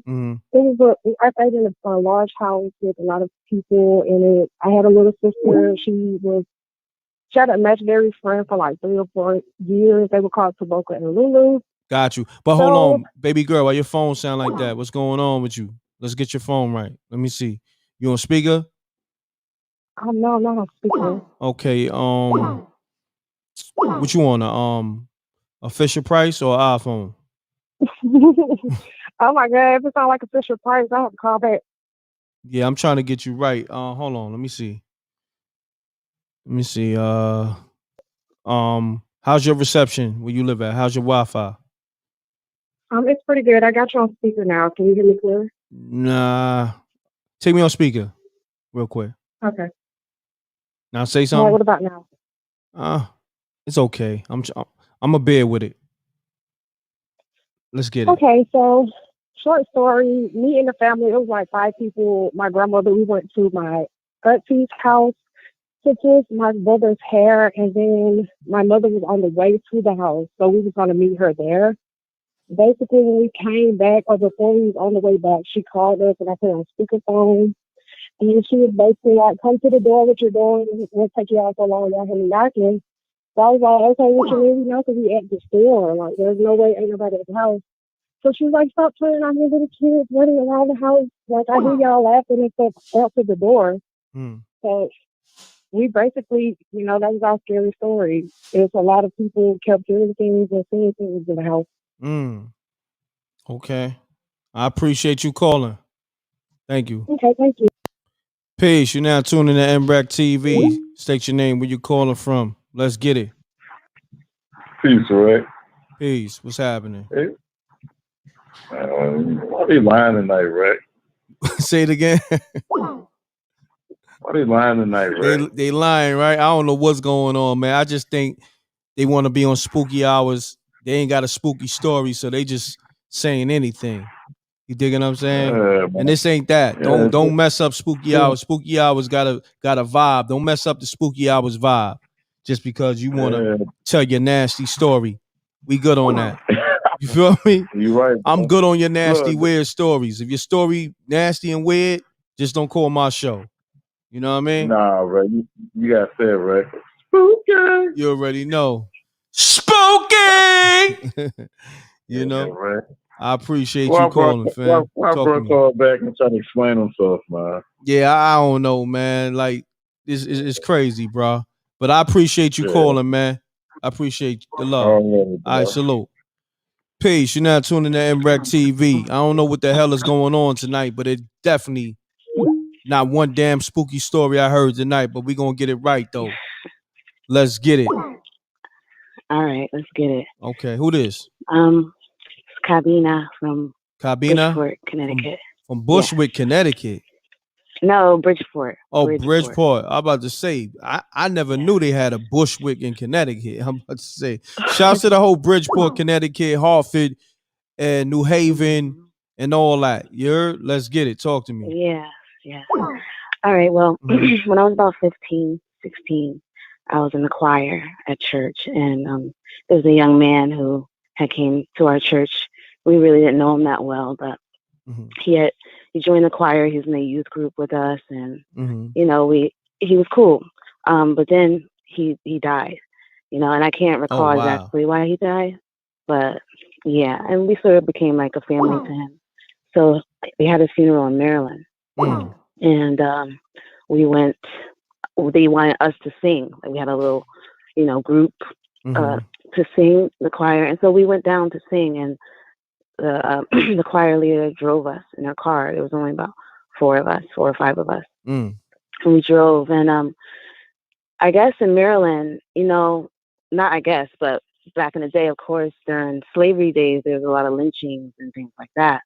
And there were specific roads where they would have lynching picnics and parties and things. So got you. It came to be that we would have to go down one of those roads. And so we were kind of talking about it before we got on it. And right before, we actually got pulled over. And it was, you know, the state trooper, you know, he seemed a little weird. He was like wondering what we were doing. He was asking all kind of questions. And, you know, we said we were at the church choir, but anyways, he let us go. But it was really weird. But we were going down this road, and it was really dark, and it was like trees lined for like a mile or two, I swear. And it was really, really dark. And like, we were just riding, and, you know, we were just chilling. And then we kind of noticed where we were. And all of a sudden, the car started sputtering. Like it just like kept sputtering as we were on this road, and it was dark. Sputtering? Yes. The car started to like. What is that? You know, sputtering. Like it's, I don't know. It just started spinning. To, like, no, just like it was stopping. Like it wanted to stop. Okay, stalling. Yeah. There you go. But it started to sput. Okay. Yeah. But yeah, and as we were going, and then the choir leader, she started praying, and we were like praying and stuff, and it was like a long way, but it was definitely a crazy vibe. And we were looking at the trees, and it's almost like we can see the hanging bodies. It was like strange fruit, like in real life. That's crazy. Yeah, it was a moment. Like all of us were in that space. That car was stalling, like in a real way. So yeah, sputtering. Yeah, I like that. That just sounds spooky as hell. Your car is sputtering. Yo, somebody roll up with a hoopty and it's be stalling. I'm like, yo, your car is sputtering, homie. It's sputtering. Sputter. Your car got that sputter. I appreciate you calling. What's your name? Yeah, no doubt. Kabina from my stage Bridgeport, Connecticut. Yes. I appreciate you calling. Thanks. All right. Much love. Wholeness. Yep. Peace. You're now tuning to MREC TV. If your car's sputtering, I'm going to bang on you. State your name, where you calling from. Let's get it. All right. My name is C, calling from Los Angeles. Salute. Shout to the whole Los Angeles. Let's get it.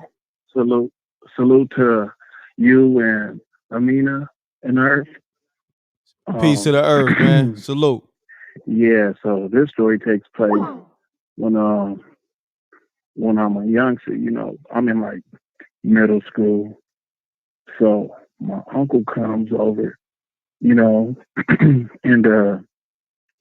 he comes over to stay with my mom's for a minute and bring his wife and, my cousins, So make a long story short, he wouldn't come out the room for maybe a week. So I'm wondering what's going on because I ain't seen him in a minute. He would just stay in his room, But long story short, his woman was into black magic, and my cousin was telling me this, so she would prepare some food for him and he would just eat whatever she prepared. So my mom, she was like, hey, nah, I got some food for you. Eat this food. She would make him something. But his woman or his girl at the time would be like, nah, he gonna eat what I make him. And then my uncle would tell her, yeah, sis, I'm gonna just eat what she fixes. So yeah, it was creepy. So one day I'm doing my chores, so I'm making up my yard, and I find some of my uncle's underpants up in the yard. Huh? And I'm like, this is crazy. Yeah, I found some of his underwear in the yard, just in the front. Wow. So I'm like, how did this get here? So I tell my mom and dad, hey, mom. Hold on, you picked up the underwears, your uncle underwears? Well, not with my hand, yes, but I'm raking the yard. Oh, you raking? Okay. You know what I'm saying? Got you. Yeah. That's kind of spooky. I'm doing chores. Yeah. So long story short, my auntie at the time, she was like, yeah, she's in a voodoo. Now she's admitting it. You know what I'm saying? She's like, yeah, she does voodoo. And my mom, she was like, you better get your voodoo ass out of here. So they start going to blows because, I think I'm gonna fast forward and something. Let me run it back. So this one particular time, she's making spaghetti, and now she don't want none of us to eat none. And this is before we found out she's into that stuff, So we all want to play. She's like, no, this is for my man. So we my mom wants to know why she can't handle it. Why I can't handle none of this? And she was like, well, it got period blood in it. Wow. And we nah, you kidding. She like, nah, I put some period blood in it. Hey, my mom is right here if you think I'm bullshitting you. I mean, excuse my language. You know what I'm saying? Because I love your show and I'm never going to front. You know what I'm saying? For nobody. I appreciate she's right that. Here. She can tell you a story better than I can, but I'm only here to tell you what's the real. You feel me? Got you. I appreciate you calling. Have Mom Deuce call up next week. You heard? Tell her I say hello. I got you. All right? Hey, I got you. For sure. No doubt. All right. Peace.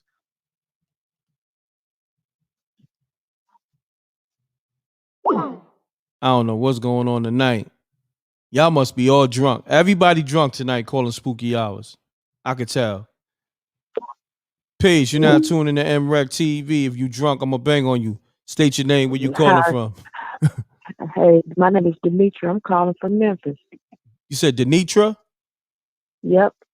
Memphis? Shout out to the whole Memphis. Let's get it. Uh-huh. But yeah, when I was in the 3rd grade, I lived in Rockford, Illinois. Okay. So, you know how back in the day, in the 70s, you know, in 78, today my birthday, matter of fact. Oh, today your birthday? Happy born day. Yes. How old are you? 51. 51? That's what's up. Salute. Better celebrate that. Let's get it. Yes, I'm on this side of the ground, brother. So, so me and my cousin, you know, back in old school days, when old school folks, you know, playing cards and stuff, they used to send us outside to play, you know. So it's in the broad daylight. We in Rockford, Illinois. We playing, you know, whatever what kids we playing. So all of a sudden we look up at the trees, and it was a straight up UFO hovering over the trees, like pointing down, looking at us. You know what I'm saying? And me and my brother, it was like 3 of us and my cousin. We just took off running across the street. Of course, you always got a slow cousin in the bunch that's hovering too long. So I'm like, boy, get your ass, you know, let's go. So we got a breath and everything. So once we all got a little older and we started corroborating stories and everything, we all come to the conclusion that the actual UFO was the alien.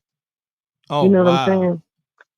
Do you know how lightning bugs have that fluorescent light that is, you know, when you catch fireflies outside? Facts. That's the kind of light it had on the outside. It didn't have any beaming lights. You know what I'm saying? And it didn't hover on the trees, over the trees like it was foreign. It peered down over, looking at us. Like it changed trajectories. You know what I'm saying? Like it looked at us. Wow. Right. So one time my sister-in-law, she called and she ran the story down to me because I guess she thought my brother was lying. My brother would tell some big shit sometimes. So after I told her the real story, she was like, okay, well, I guess you are telling the truth because that's what, you know, your brother said. So yeah, it was just kind of creepy. A lot of people say that, you know, they don't never hear black people say they seen aliens and stuff. I'm not saying I saw an alien, but I felt like the UFO was more organic than it was metallic and all that kind of stuff. You understand what I'm saying? Got you. Yeah. I appreciate you calling. This is my first time on your show. Is your first time tuned in? Is your first time tuned in, or is this your first time calling up? No, just my first time calling. Okay. I appreciate it. Yeah, I listen to you all the time. Thank you, brother. You're doing a good job. All right. Take care. Have a good night. Peace. You're now tuning in to MREC TV. State your name, where you calling from. Let's get it. Talk to me. Oh, next caller. 347. I don't know if I want to answer that. Watch I answer it. It's going to be some troll.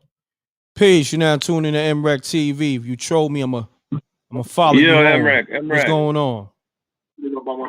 Yo, this Wayne from Brooklyn, man. What's going on, brother? How you doing? Mute your audio.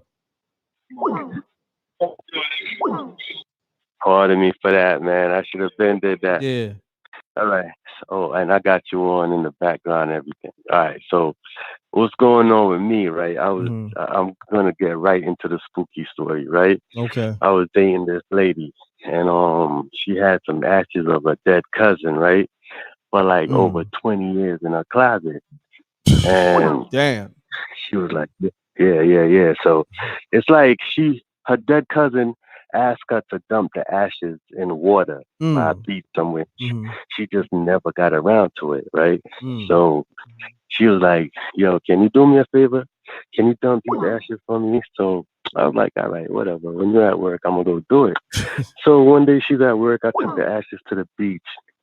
And this is my first time doing anything like this, right? So you know how you see it on TV, you just pour out the ashes, everything just go down all nice and perfect, and it wasn't like that. So I poured the ashes out, and the wind took the ashes, and it just blew all over me, Emmerich, all over my hair. My God. It went up in my nose, it went up in my mouth. Oh man, it went up in my nose, everything. Did right? you dusty? The ashes did you dusty? Yeah. Literally.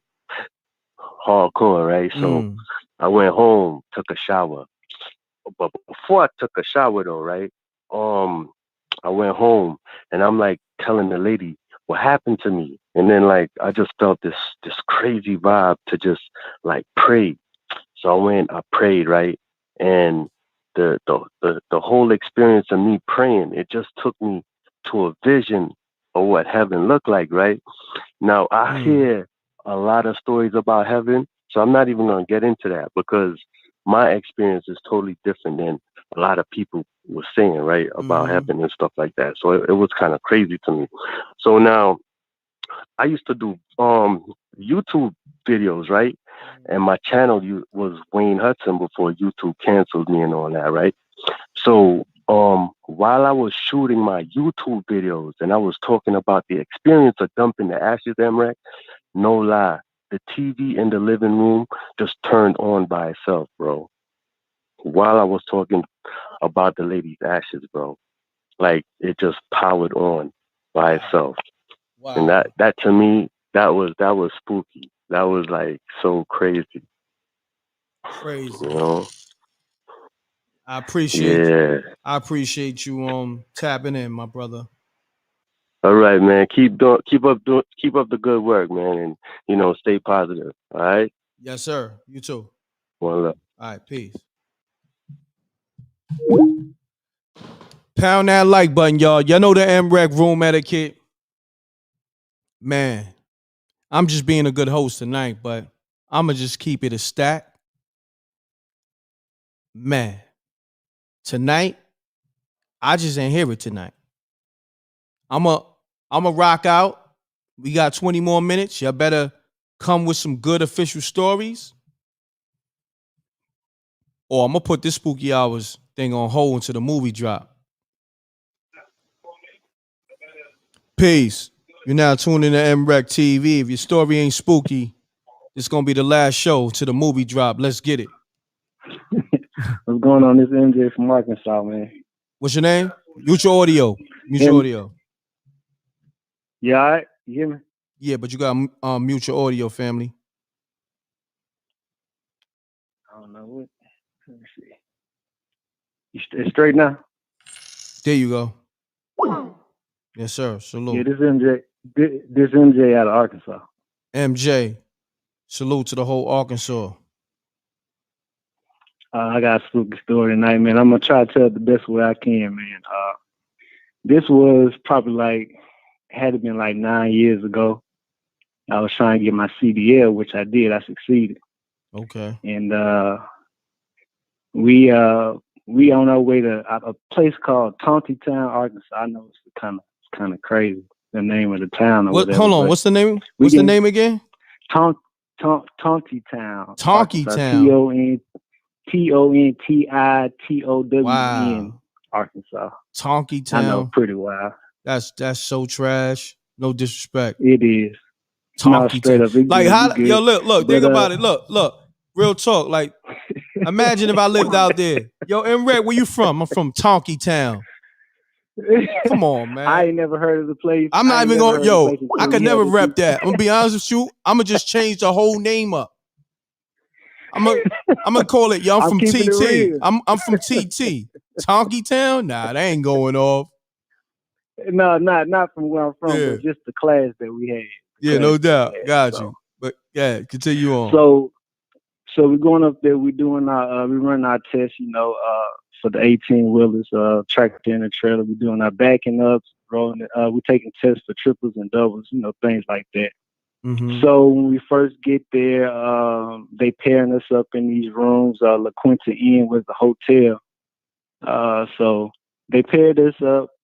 They paired me with some weird guy, but he ended up being all right. I thought he was okay. Guy from North Carolina. He was getting his CDL out there too. So, the week went by pretty fast. I aced up all my tests as he did as well, as he would have been kicked out the room. So we got a room, we sharing. He got his bed, I got my bed, pretty big room or whatever.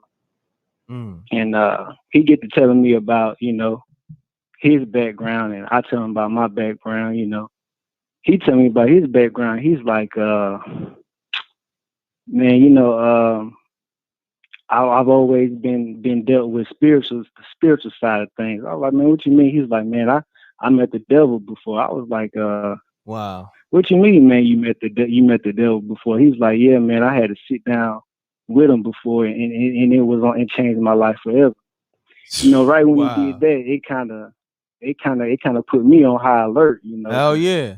You know, nigga said he had to sit down with the devil. And change his life. You know, and a sit down. That sounds spooky. That sounds spooky. Period. He had to sit down with the devil. What he sat on the devil's lap. Like that sounds spooky. You know, some wild stuff. You know, usually somebody tell you something like, "Oh, I dealt with some witches or some type of warlock, something like that." But when you just saying straight, you don't take that for just somebody saying something like that, man. So. You know, the night we had one more test to do that next morning, and so I really ain't getting no sleep after he told me that, honestly. Yeah, so I feel you. He on his side, and you know, I know he about passed out because he started snoring. You know, I've been dealing with that all week. He snore loud as heck, but anyway, so I finally get to sleep, and I'm dreaming. So in this dream, he in my dream. But he's staring at me, but when he's staring at me, he don't look like the same guy. He's staring at me like in a demon form, like real muscular, not no horns and no crazy stuff, but you could tell he like really hyped up, like he just transformed, like he might just, you know, it might just be on some wild stuff like that. So usually in my dreams, I have no control, Rick. Like honestly, like got you. I might have a dream where I'm trying to fly, but I'm floating all over the place. I can't do nothing. So this man is walking towards me, and I'm like, if I don't move, he gonna do something to me. So all of a sudden, he like real quick, like transmute from like maybe like half a mile. He was in front of me. I could see him like half a mile away. He come like a quarter of a mile closer to me. He getting closer and closer. So I shoot up into the sky. He shoot up into the sky. I shoot on this road, and it's waterfalls. It's a Walmart. We end up being in this parking lot, man, and we flying all around. I'm trying to get away from this dude, and I could tell he getting upset. I could tell he getting real mad because he can't catch me. So I finally shoot out to the bus station. It's a Greyhound bus station. I shoot over there. He shoot over there too. But I shoot back to the Walmart and he can't catch me. And he ends up cussing me out in the dream. So I wake up instantly after that.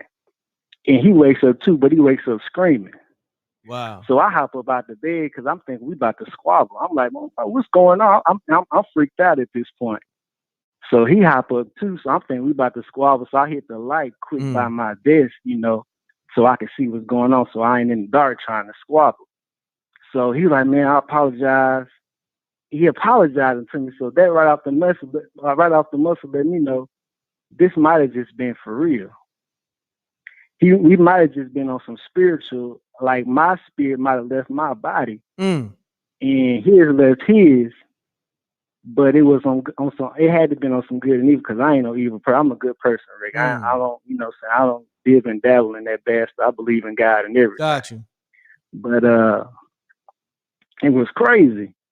So man, he was apologizing. He's like, man, I used to wake up screaming because I be having crazy nightmares. You know, I remember I told you I had met the devil. He brought it up. Yeah, like, man, why you keep bringing that? I got kind of upset. I'm like, man, why you bring that up again, man? And then he was like, man, no disrespect. I'm just trying to be honest with you, man. I got certain demons and I'm dealing with and all that. So, okay, whatever. The night progresses. I didn't go back to sleep. We get on the buses that next morning. We pass that waterfall where we was fighting at in my dream. Wow. That Walmart. And then that bus station. That's where we ended up at. The same bus station that we was battling around at in my dream. That's crazy. That's spooky, man. Spooky! That's crazy. You know, I brought that up to my cousin a while back. He was like, you know, do you think you was really dreaming? I was like, you know what? It was so real, Rick. It was so real, man. I might have not been dreaming. Was that, it's crazy. People tell stories all the time, man, but,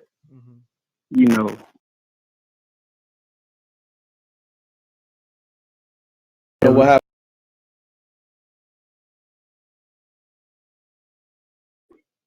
Hello? Yeah, I don't know what's going on. Hold on, something happened with the audio. Can you hear me?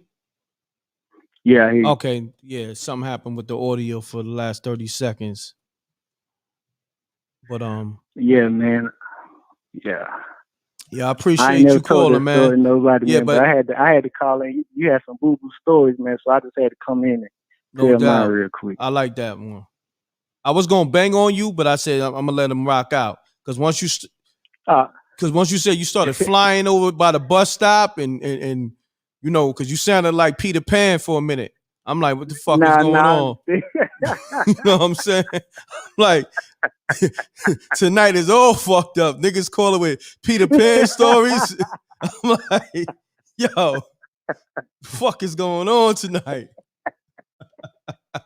Nah. I respect it. I appreciate you for letting me No think it doubt. up. I just had to tell that it was crazy because when I woke up, man, all the places I was in my dream, that's where I passed. Gotcha. That was my spooky. No that doubt. was spooky to me. All right, my brother. Salute. Peace. All right. Yeah, man. Tonight, y'all on a whole different note. Y'all niggas calling with Peter Pan stories. Aladdin stories. Flying carpets. What's next? Peace. You now tuned in to MREC TV. Hello? All right. Peace. Hey. Hey, mutual audio. What's up? All right, got you. This playgirl. Yeah, so I got a spooky story. I don't know what Bill was talking about, but that was crazy, that last story. So, this playgirl from Philly. Listen, right? So I got this homie. We was real cool and shit. We grew up together. We linked up through Facebook. I went to go chill with him. He like, come to my new house. I just moved to stay in the 30. Like, come chill with me. I'm like, all right. So I go over there. He got like the house is like an older built house, like one of them real old houses. And if you remember the house with the closet.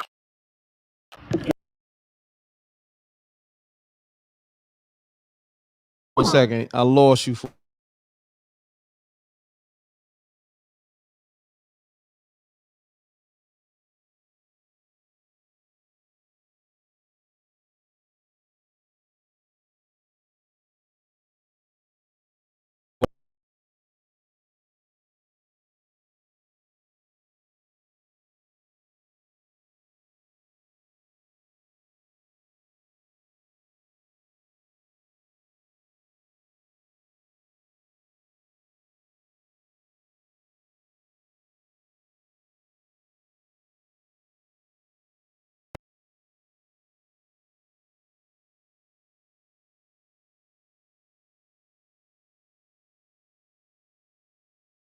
If you can start over real quick, because my wire was compromised.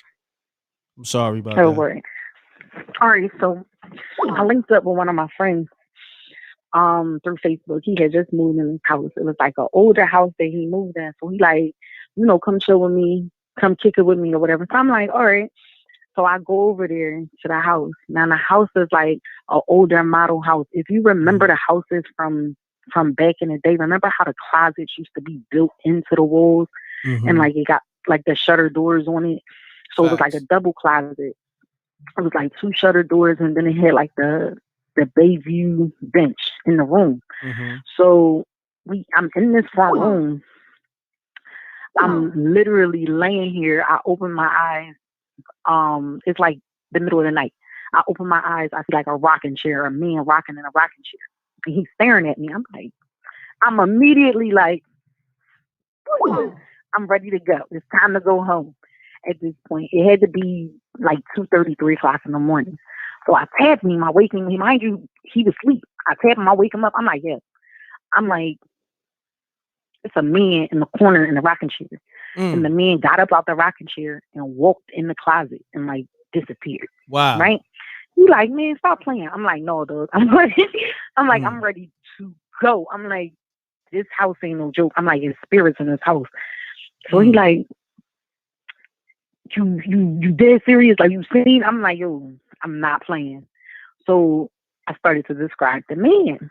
So I'm telling him, like, this man, he's brown skinned, he's tall, his build, like a medium build.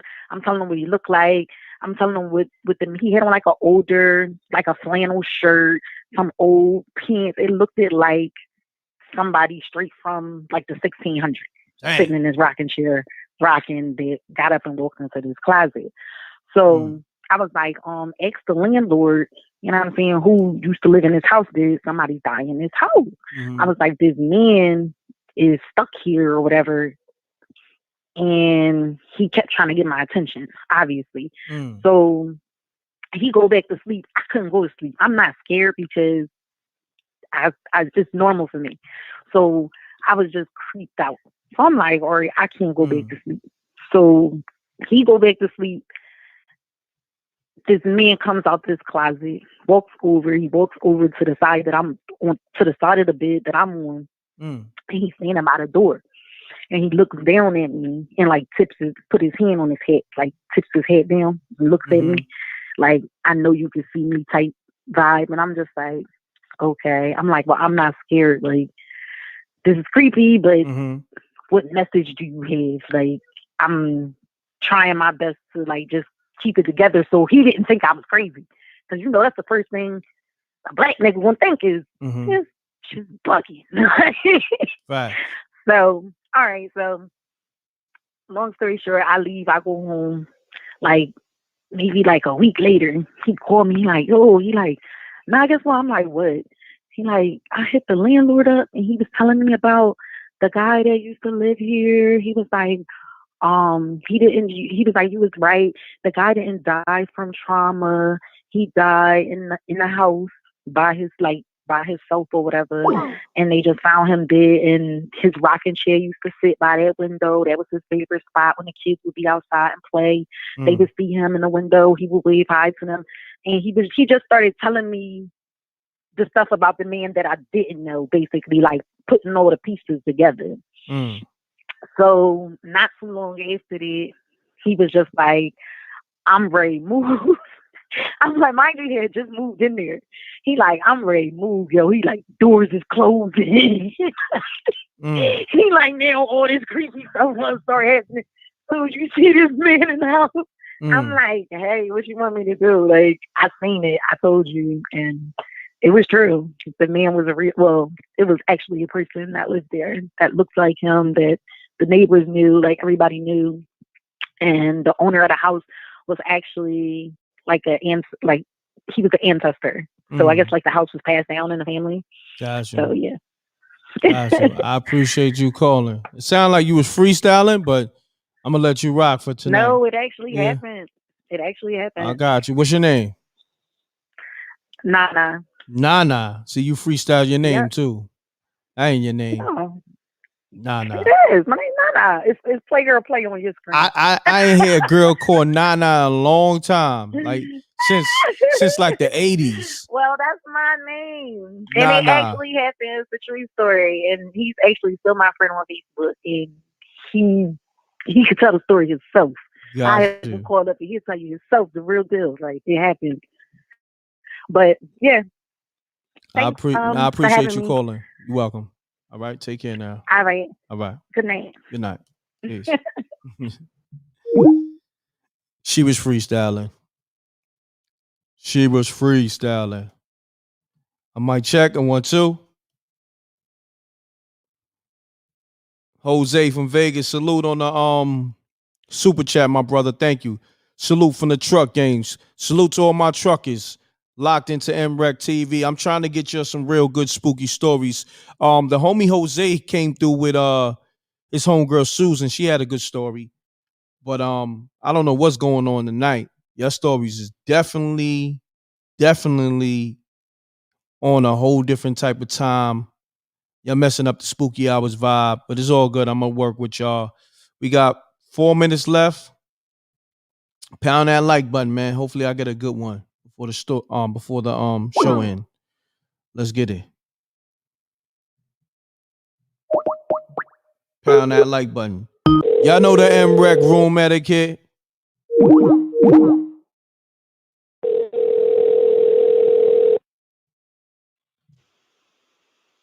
Hello. Peace. Hey, how you doing? I'm good. And yourself? I'm good. I called before, and so to move quickly because I know you had a rough night. Yeah, I had a rough night. If you could move it quickly, I gotta call Paris G too. I don't see her number. She Paris G, if you can call up the show because I don't have it in your call log. I definitely gotta call you. But I'm sorry. What's your name, real quick? Tanya. Tanya. Where you calling from? Virginia, DMV area. Virginia. Shouts to the whole DMV. Tanya, tell me you got a spooky story. I got one. Okay. I called you before, so there's I think I remember that. To my stories, which is my son. My son was born on Halloween. Oh wow. He's very spiritual. He's very spiritual, but not in an evil way. Like he knows the word and things like that. But for some reason, he attracts certain things spiritually. My mother collects antiques, and she went to an auction. This old wealthy white lady had passed away, and she bought like a what do you call it? The plates and things like that. I can't think of it right now. But anyhow, she put it downstairs in the basement, and my son was staying with her. He was 4 years old about this time. And he opened the door to the basement, and he said to my mom, he was like, "Grandma, there's a little white girl downstairs in the basement." And so my mom kept saying, what are you talking about? What do you mean? He was like, "Look, there's a little white girl with blonde hair downstairs in the basement." And he was pointing down at down the steps. And so my mom said, "Are you saying she looks like the little girl across the street, Alexis?" My mom she can't see it. So she's trying to get my son to describe it. So he said she's little like me. She has blonde hair, whatever. So my mom's like, "Okay, whatever." The bottom line is my mom took those dishes and went to a dumpster and threw all that stuff out. And said she would never buy from an auction when people die and auction and stuff. She was like, "Forget it, that's out." But there are several stories I'll share, but that's just the beginning of spiritual encounters I've had with my son. He's a sensitive. So got you. That was a good one. All right. Good night. I appreciate you, Tanya. All right. Take care. Good night. All right, Paris G, I'm trying to find your voicemail. Let me see. So you just left a voicemail and you got the 217 number. I don't see it. Why I don't see it? I'm trying to find you. Where? I don't see the voicemail. I don't see the number. Paris G, just call up. Okay. There you go. I got you. I see it now. Peace and blessings, General. This is Paris G. Please call me back. Got you. I'm calling you right now, Paris G. Let's get it. Everybody. Peace and blessings. Everybody fall back. I got to call Paris G. All right?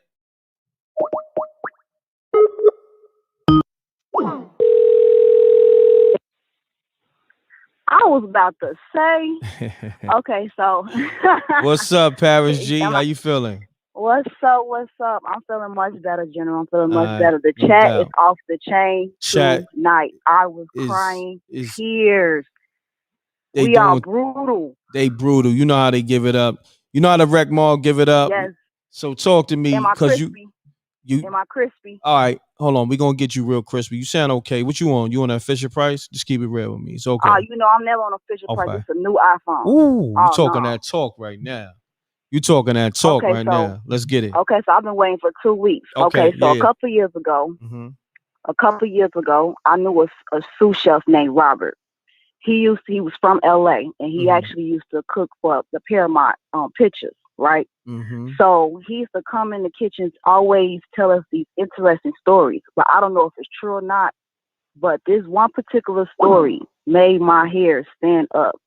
So he said it was like when he was in high school, so it was like around 95 in LA.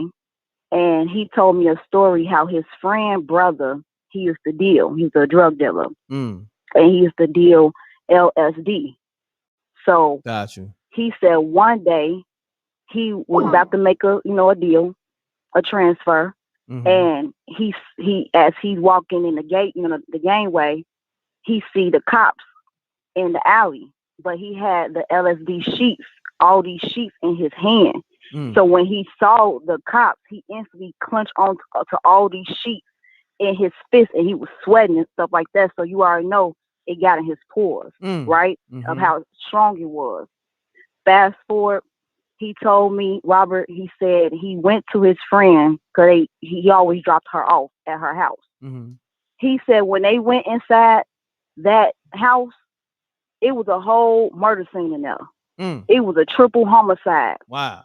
So the long story short, dude blacked out and turned to Michael Myers on his mama, the daddy, and the brother. Wow. He started slashing everybody.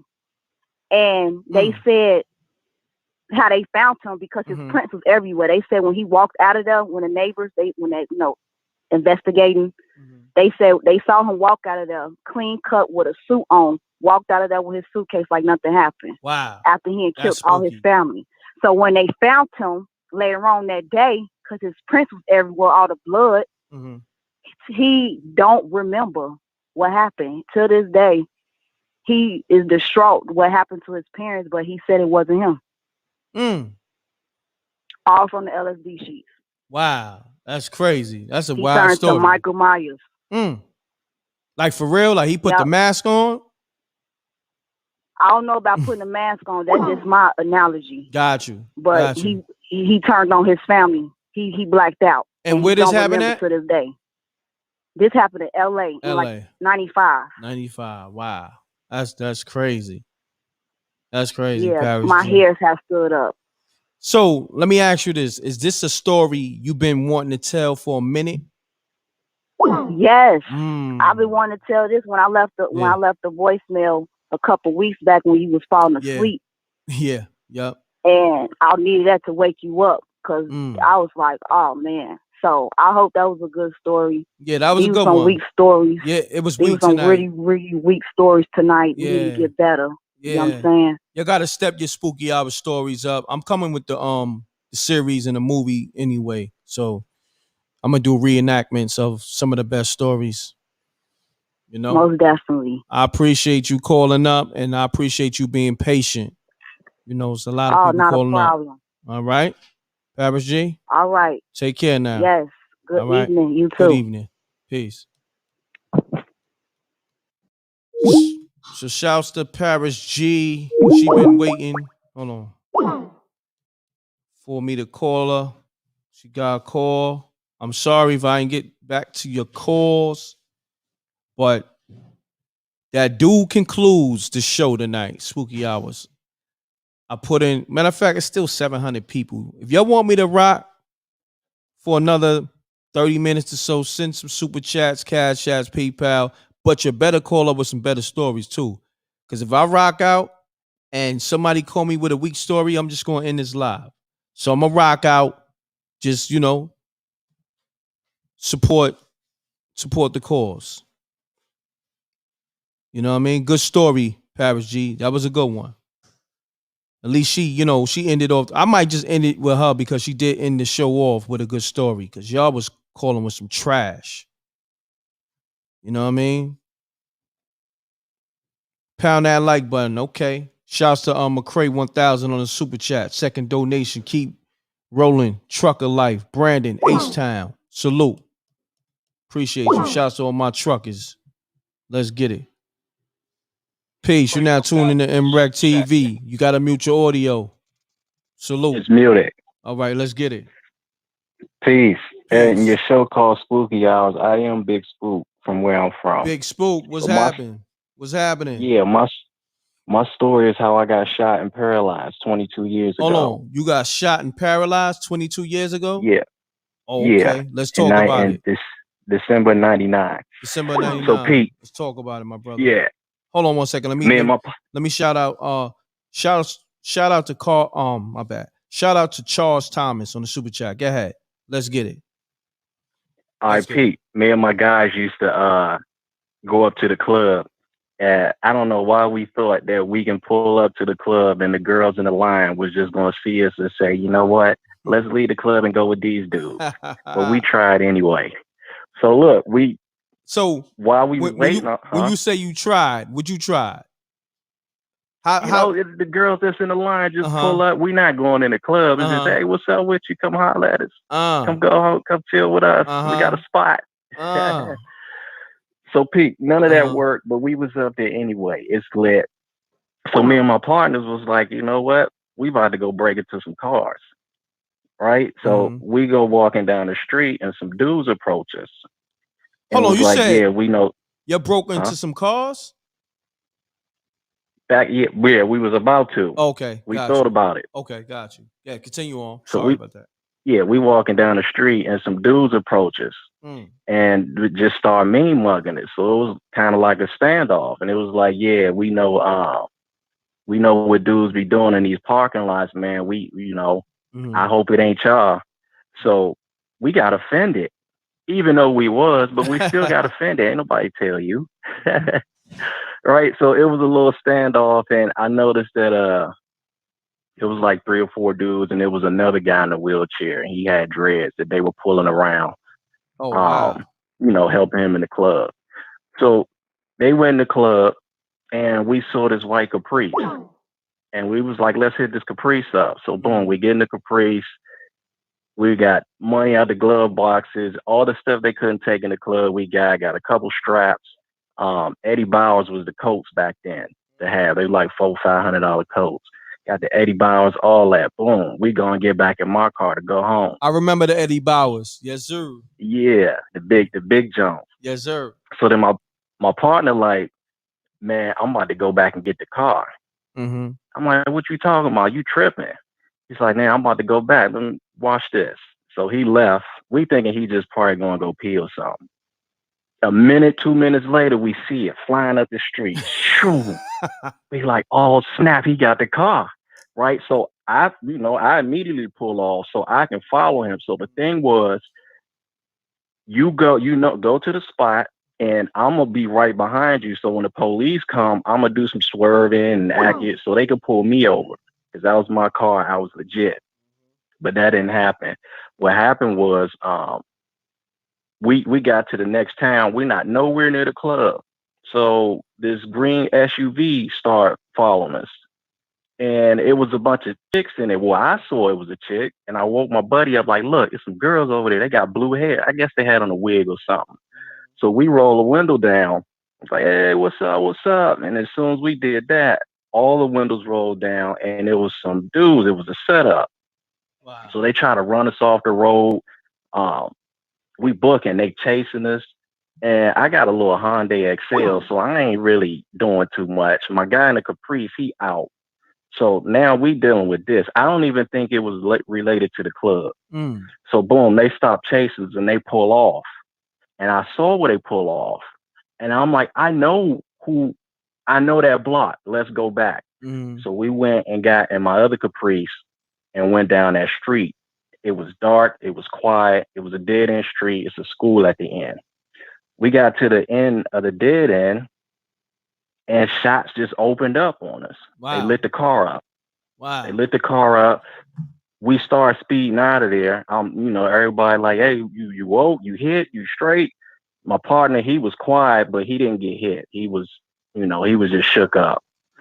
We pulled back to my block where everybody's hanging out and they looking like, what the hell? Y'all bullet holes? What's happening?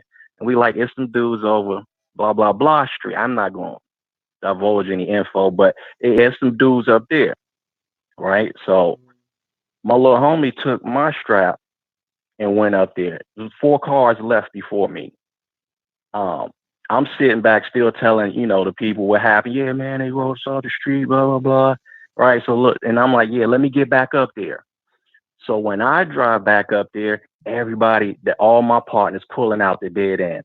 They smashing, they pulling out. So I'm like, it ain't even no point. I'm gonna keep it pushing. Right. So I usually go to sleep with the TV on back then, and the news was playing. So we wake up and it's a murder. A murder happened. Long story short, my partner, he did 20 years for that. He just came home maybe like last year. 3 months later, I had that car. Well, my car engine went out. I had just got a raise at UPS. I was doing my thing and my engine blew. I'm like, damn, this can't happen. I gotta get to work. So they got that Caprice, they dogging it. They doing donuts, they smashing in the street, they making ramps, they dogging that car. I'm like, look, let me get it. And they like, nah, Big Spook, you know how we got this. We about to have this for 2 more days and we gonna go dump it somewhere. Right? I'm like, nah, I need it. Here's the bread. Boom. So they was like, all right, man. So they sold me the car. The car had a dent on the passenger side. The 2 doors was dented. So I'm like, all right, I got something for that. So that night I went and took the doors off another car, just like it. And I just wondered to this day when they came out, like, ain't nobody, they ain't steal the car. They took my doors. Right? Boom. So I put the doors on there and I had to fix the dent in the front. It was a hole in it. It was a very unique dent. And I was going to take it to Earl Shy and get it fixed. Earl It was Shy. this chick that worked. Yeah, Earl Shy. It was this chick that worked at the DMV who thought I was tall and sexy. So I got at her and she put in the paperwork to where the car was registered in my name, all that insurance. You pulled me over. Yeah, you put it. I had that. The only thing I had to do was fix that dent. Right? So boom, I got her number. She like, come through. I'm like, I don't even know that area, but I'll come through there. Right? So I went to visit her. And, you know, when you go in a neighborhood, everybody going to mean mug you anyway. I'm 6'4", got a fresh Eddie Bauer, phone posits. That's when the gold ones just came out. And I went to go see her. Came out, got in the car, stopped at the stop sign. I could have went home. I could have got on that freeway. But no, I see it's popping down the street. Well, let me go down the street. Let me show off my new little car, you know what I'm saying, and see if I can give me some phone numbers. Bust that right. The ice cream truck is there. So I'm like, you know, let me fix my radio. I see somebody crossing the street, and I'm playing with the radio, but I just feel a presence at the driver's door. I look up. It's the dude who approached us at the club that night talking about, yeah, somebody out here stealing cars and blah, blah, blah. Long story short, he put the gun to my face, pulled the trigger, shot me in the face, shattered my jaw. Dang. I tried to, that was the first one to the face. What I kind tried of to speed what kind away. of gun? What kind of gun was it? You know? Say that again? What kind of gun? Oh, I got hit with a 9. Whew. Yeah, I got hit with a 9 point blank. Dang. Right? So I tried to drive off. It was more shock than anything. Like, I just got shot in the face. So I'm spitting teeth out all through. I can't. Yeah, just like that. Actually, if you watch the 50 Cent movie. What movie? Yeah, I think it was the Get Rich 50 Cent where he got shot in the jaw. Yeah. Whoever put them graphics or visuals together, they knew that was exactly, That when I saw that, I jumped. I knew that feeling. Right. But anyway, so I'm trying to drive off. So I'm about to drive the car through the hospital window. I'm not about to get out and sign no papers or nothing. You gonna come get me. Right. So, but as I'm trying to drive off, he's running beside me and I hear the shots. Pop, pop, pop, pop, pop. I just keep hearing him. He dumping. So they start going through my left arm because I'm driving with the left arm on the wheel. I caught a couple of those to the left. Then they start hitting my rib cage. Damn. So I'm like, oh yeah, this is real. And then the one hit me in the back, I gave up and blanked out. Mind you, the car, my foot's still on the gas. So I'm going. The car's going. He let off the shots. And now I'm pretty much hit up real bad. So then I ended up crashing. Well, before I crashed, you know how people say, your life flash before your eyes or something like that when you near-death experience. Well, that's true. But what I think that was my mind wanted to be anywhere else in my life timeline than right there getting murdered. So you think of the kindergarten, first kids' birthdays, fell on my bike, graduation, football. Your mind does that. Gotcha. Just because it's like, man, this is my last time to even, cherish these thoughts. Boom. So I crashed head on to another car, and that woke me up. So I'm like, oh shit, I can't believe this just got happened. I gotta run. So I pushed the passenger door open because them Caprices got the bench seats. You can stretch out on them. Yes, sir. Push the passenger door open and try to run. You know how you move your arms like you about to book? Well, I moved my arms, but my body wouldn't move. Damn. I just felt real light, like I was floating, and I fell out the door.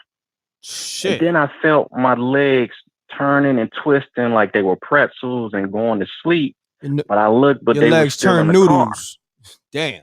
Huh? Your legs turn noodles, but go ahead.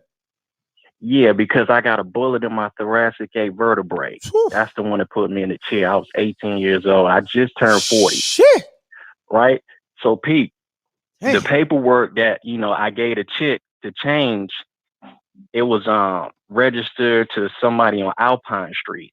I don't know where no Alpine Street at. I always made sure that I looked around for Alpine Street because I'm not about to drive there, at least until I paint the car and get that dent fixed. Gotcha. So I'm laying on the ground, and he ran up and caught up to me with the car. So he stood over me and put the pistol to my head. And I'm like, oh, shit, this is my bad about that. Yeah. I'm like, oh, man, this is like the movies. So this is how I'm going to go. Right? Then his other partner came and said his name. It was like, man, you always lighting the block. He said it was another way he said it, but you always making it hot on the block. And he turned to him like, why are you saying my name? And they start fighting. Wow. I'm like, wait, this dude supposed to be murdering me right now. What is he fighting his homie for? It goes down over here. Wow. So after they fought a little bit, they ran off, and I saw the maintenance guy. So I reached up and he grabbed my hand, and I was like, am I going to die? And he was like, nah, it's just a flesh wound, because he only saw my face. Mind you, I'm wearing an Eddie, and I got hit up real bad. Paramedics got there pretty fast, and they cut the Eddie off, feathers is flying, and they're like, oh, this was real bad. So we get in the medevac, the helicopter. The doors are usually open most times. So now I'm going through another moment. Oh man, I'm going up in the clouds, and shit. You know what I'm saying? Now you feel like you're going to heaven, but I know I'm alive. This is a movie. Nah, this is my life. Yeah, I know, but it sounds like a movie. This is a true story. Gotcha. So we in the medevac, and to be honest, I was going through so much in the streets. I felt like this was my way out. It don't hurt that bad. Let me just go. Let me just close my eyes. I don't even want to deal with the aftermath of this. I'm out of here. And I think one of the paramedics, man, I call him an angel. He had to be. He slapped me in the face and said, don't go to sleep. And I'm like, this dude just slapped me in the face. I just got shot in the jaw. You slapped me in the face. Damn. Right? So slapped you in the jaw. You just got shot in the jaw. Yeah. Damn. Yeah. So at that moment, I'm like, all right, I'm gonna fight. I'm fight whatever's happened. So I just remember balling my fists up and tightening every muscle I could, and just like, I'm gonna get through this. So I passed out, or I was under meds, or whatever the case may be. Now I do remember waking up kind of in surgery, and I felt his ribs in my cage. They had me open, trying to remove the bullets because I got hit.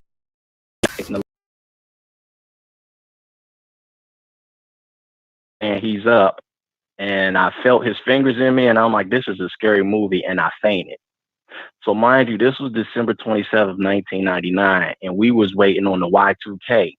So when 2000 come, the computers was going to shut down, and we're going back into the Stone Ages. Now I'm on life support. I wake up 45 minutes before New Year's. So I wake up and I'm like, oh snap, I'm on life support, but this is about to die. The electric about to go out, so I'm just gonna die anyway. That tripped me out. So, the countdown came, nothing happened. The nurses was like, if the power go out, we got generators anyway. So basically they told me, you're paralyzed from the chest down, you may never walk again, or have children. Wow. So I'm 18 and I gotta process that. So while I'm healing, and I was able to call home and check on my partners. They like, man, such and such looking for you. It was a chick who everybody wanted in the neighborhood, and I ended up, being with her a couple weeks before that. And I'm like, man, don't tell her where I'm at. Don't tell nobody what happened to me. So they kept bringing her up, like, man, I think she's pregnant. So I'm like, oh snap, this is my chance. Doctor just told me I'll never have children. And I know what I did with this girl, so I'm not going to deny it. So I'm like, yeah, tell her what happened, give her my number. We're gonna work this out. I'm gonna make it happen. This is my chance. A week later, I get a call that she was in a motorcycle accident and she passed. And the guy, he got hurt real bad, but she passed. Wow. And it was just like blow after blow after blow. Yeah, that was crazy. So yeah, that's my story. 22 years later, I'm here. That's how I got shot and paralyzed. I still got two in me, one in the spine and one in my chest. Wow. That's crazy. Yeah. Man. I'm glad you still around, man. You got a hell of a story. What's your name? I'm Big Spook. Big Spook. Salute, man. Yeah. Hold it down, family. I appreciate you calling and sharing that story with us. Yeah, man. That's I got a pretty good life now. And actually 10 years later, I ended up having children. What? Not even knowing. Yeah. So I got 3 boys now. Wow, that's crazy. And you still paralyzed, or you not paralyzed? Yeah, I am. I'm still paralyzed. That's crazy. But you paralyzed from where though? From the chest down. So right under your pecs. The bullet is in my thoracic vertebrae. You paralyzed from the chest down, and you still was able to have kids? Wow. Yeah, that's another thing. A lot of that is mental. A lot of it is mental. I like how you put that. I like how you put that. Pretty much, yeah. Yeah, that's crazy. It's not the same, but mind over matter, pretty much. Yeah, exactly. Mind over matter. That's ill, man. You got an ill story. Matter of fact, man, I might have to do a Spooky Hours reenactment with you, because it's a real story, not just spooky. It's a real story. That's crazy, and man. I left out some stuff too. So if when you do the reenactment, I'll give you the juice. Yeah, definitely, man. Let me lock. But I know about the algorithm and stuff like that. So yeah, hold on, Spook, Big Spook. Hold on, let me make sure I got your number, man, because I'm rocking with you right now, because it takes a lot of guts to tell this type of story, because it's a real story. I didn't for a long time, and I used to always wonder, like, if I went back to my city, because I'm from DC. This happened in DC.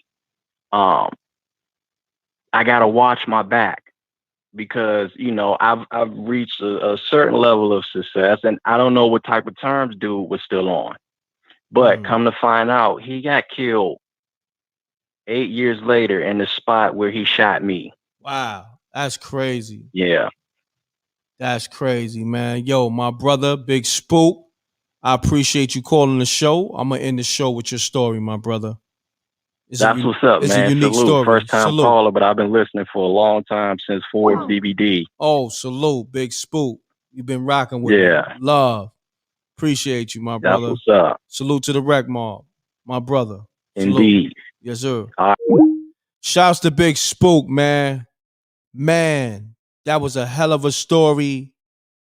It takes a lot of guts to even tell that story. Oh, man. I got to end the show off with Big Spook story, man. So, man, you can't ever be mad at that, man. That man is paralyzed. and he was able to give us I was able to envision everything he was talking. So on that note, salute to the Rec Mob. Y'all know the MREC room etiquette. And if you're looking for a good streaming service, go stream thestreamboss.com. Get $5 off when you put in the MREC TV code. That Best Friends movie is coming, and that MREC new music is coming. All right? Let's get it, y'all. Appreciate y'all, man. Double deuces and bubble gooses. I'm gone. I appreciate everybody that showed that love. Thanks, Paris G on the super chat. She said the chat be bussin'. Shout out to the ones. Haters. That's double deuces and bubble gooses. I'm gone. Matter of fact, before I hit the Stream Boss, they owe me some money. Stream Boss, send that check in. I need $1,500. Stop playing, man. You getting a lot of promo over here. You owe my G. Let's get it. You hear something? Have you guys heard of Stream Boss? It's a new IPTV provider that gives you over 5,000 channels for only $20 a month. Oh, cool! $20 for live TV, local TV, movies, TV shows, pay-per-views, and so much more. Huh? What? If you have a Fire Stick, Smart TV, or streaming device, then head on over to thestreamboss.com to begin your setup process. Fen Credit Solutions, the one-stop shop to solving your credit problems.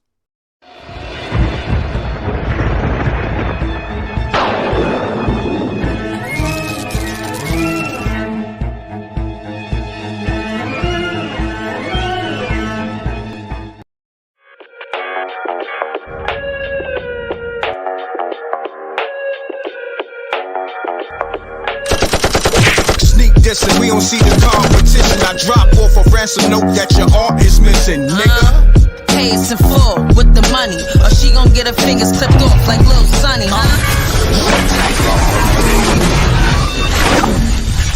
MREC TV.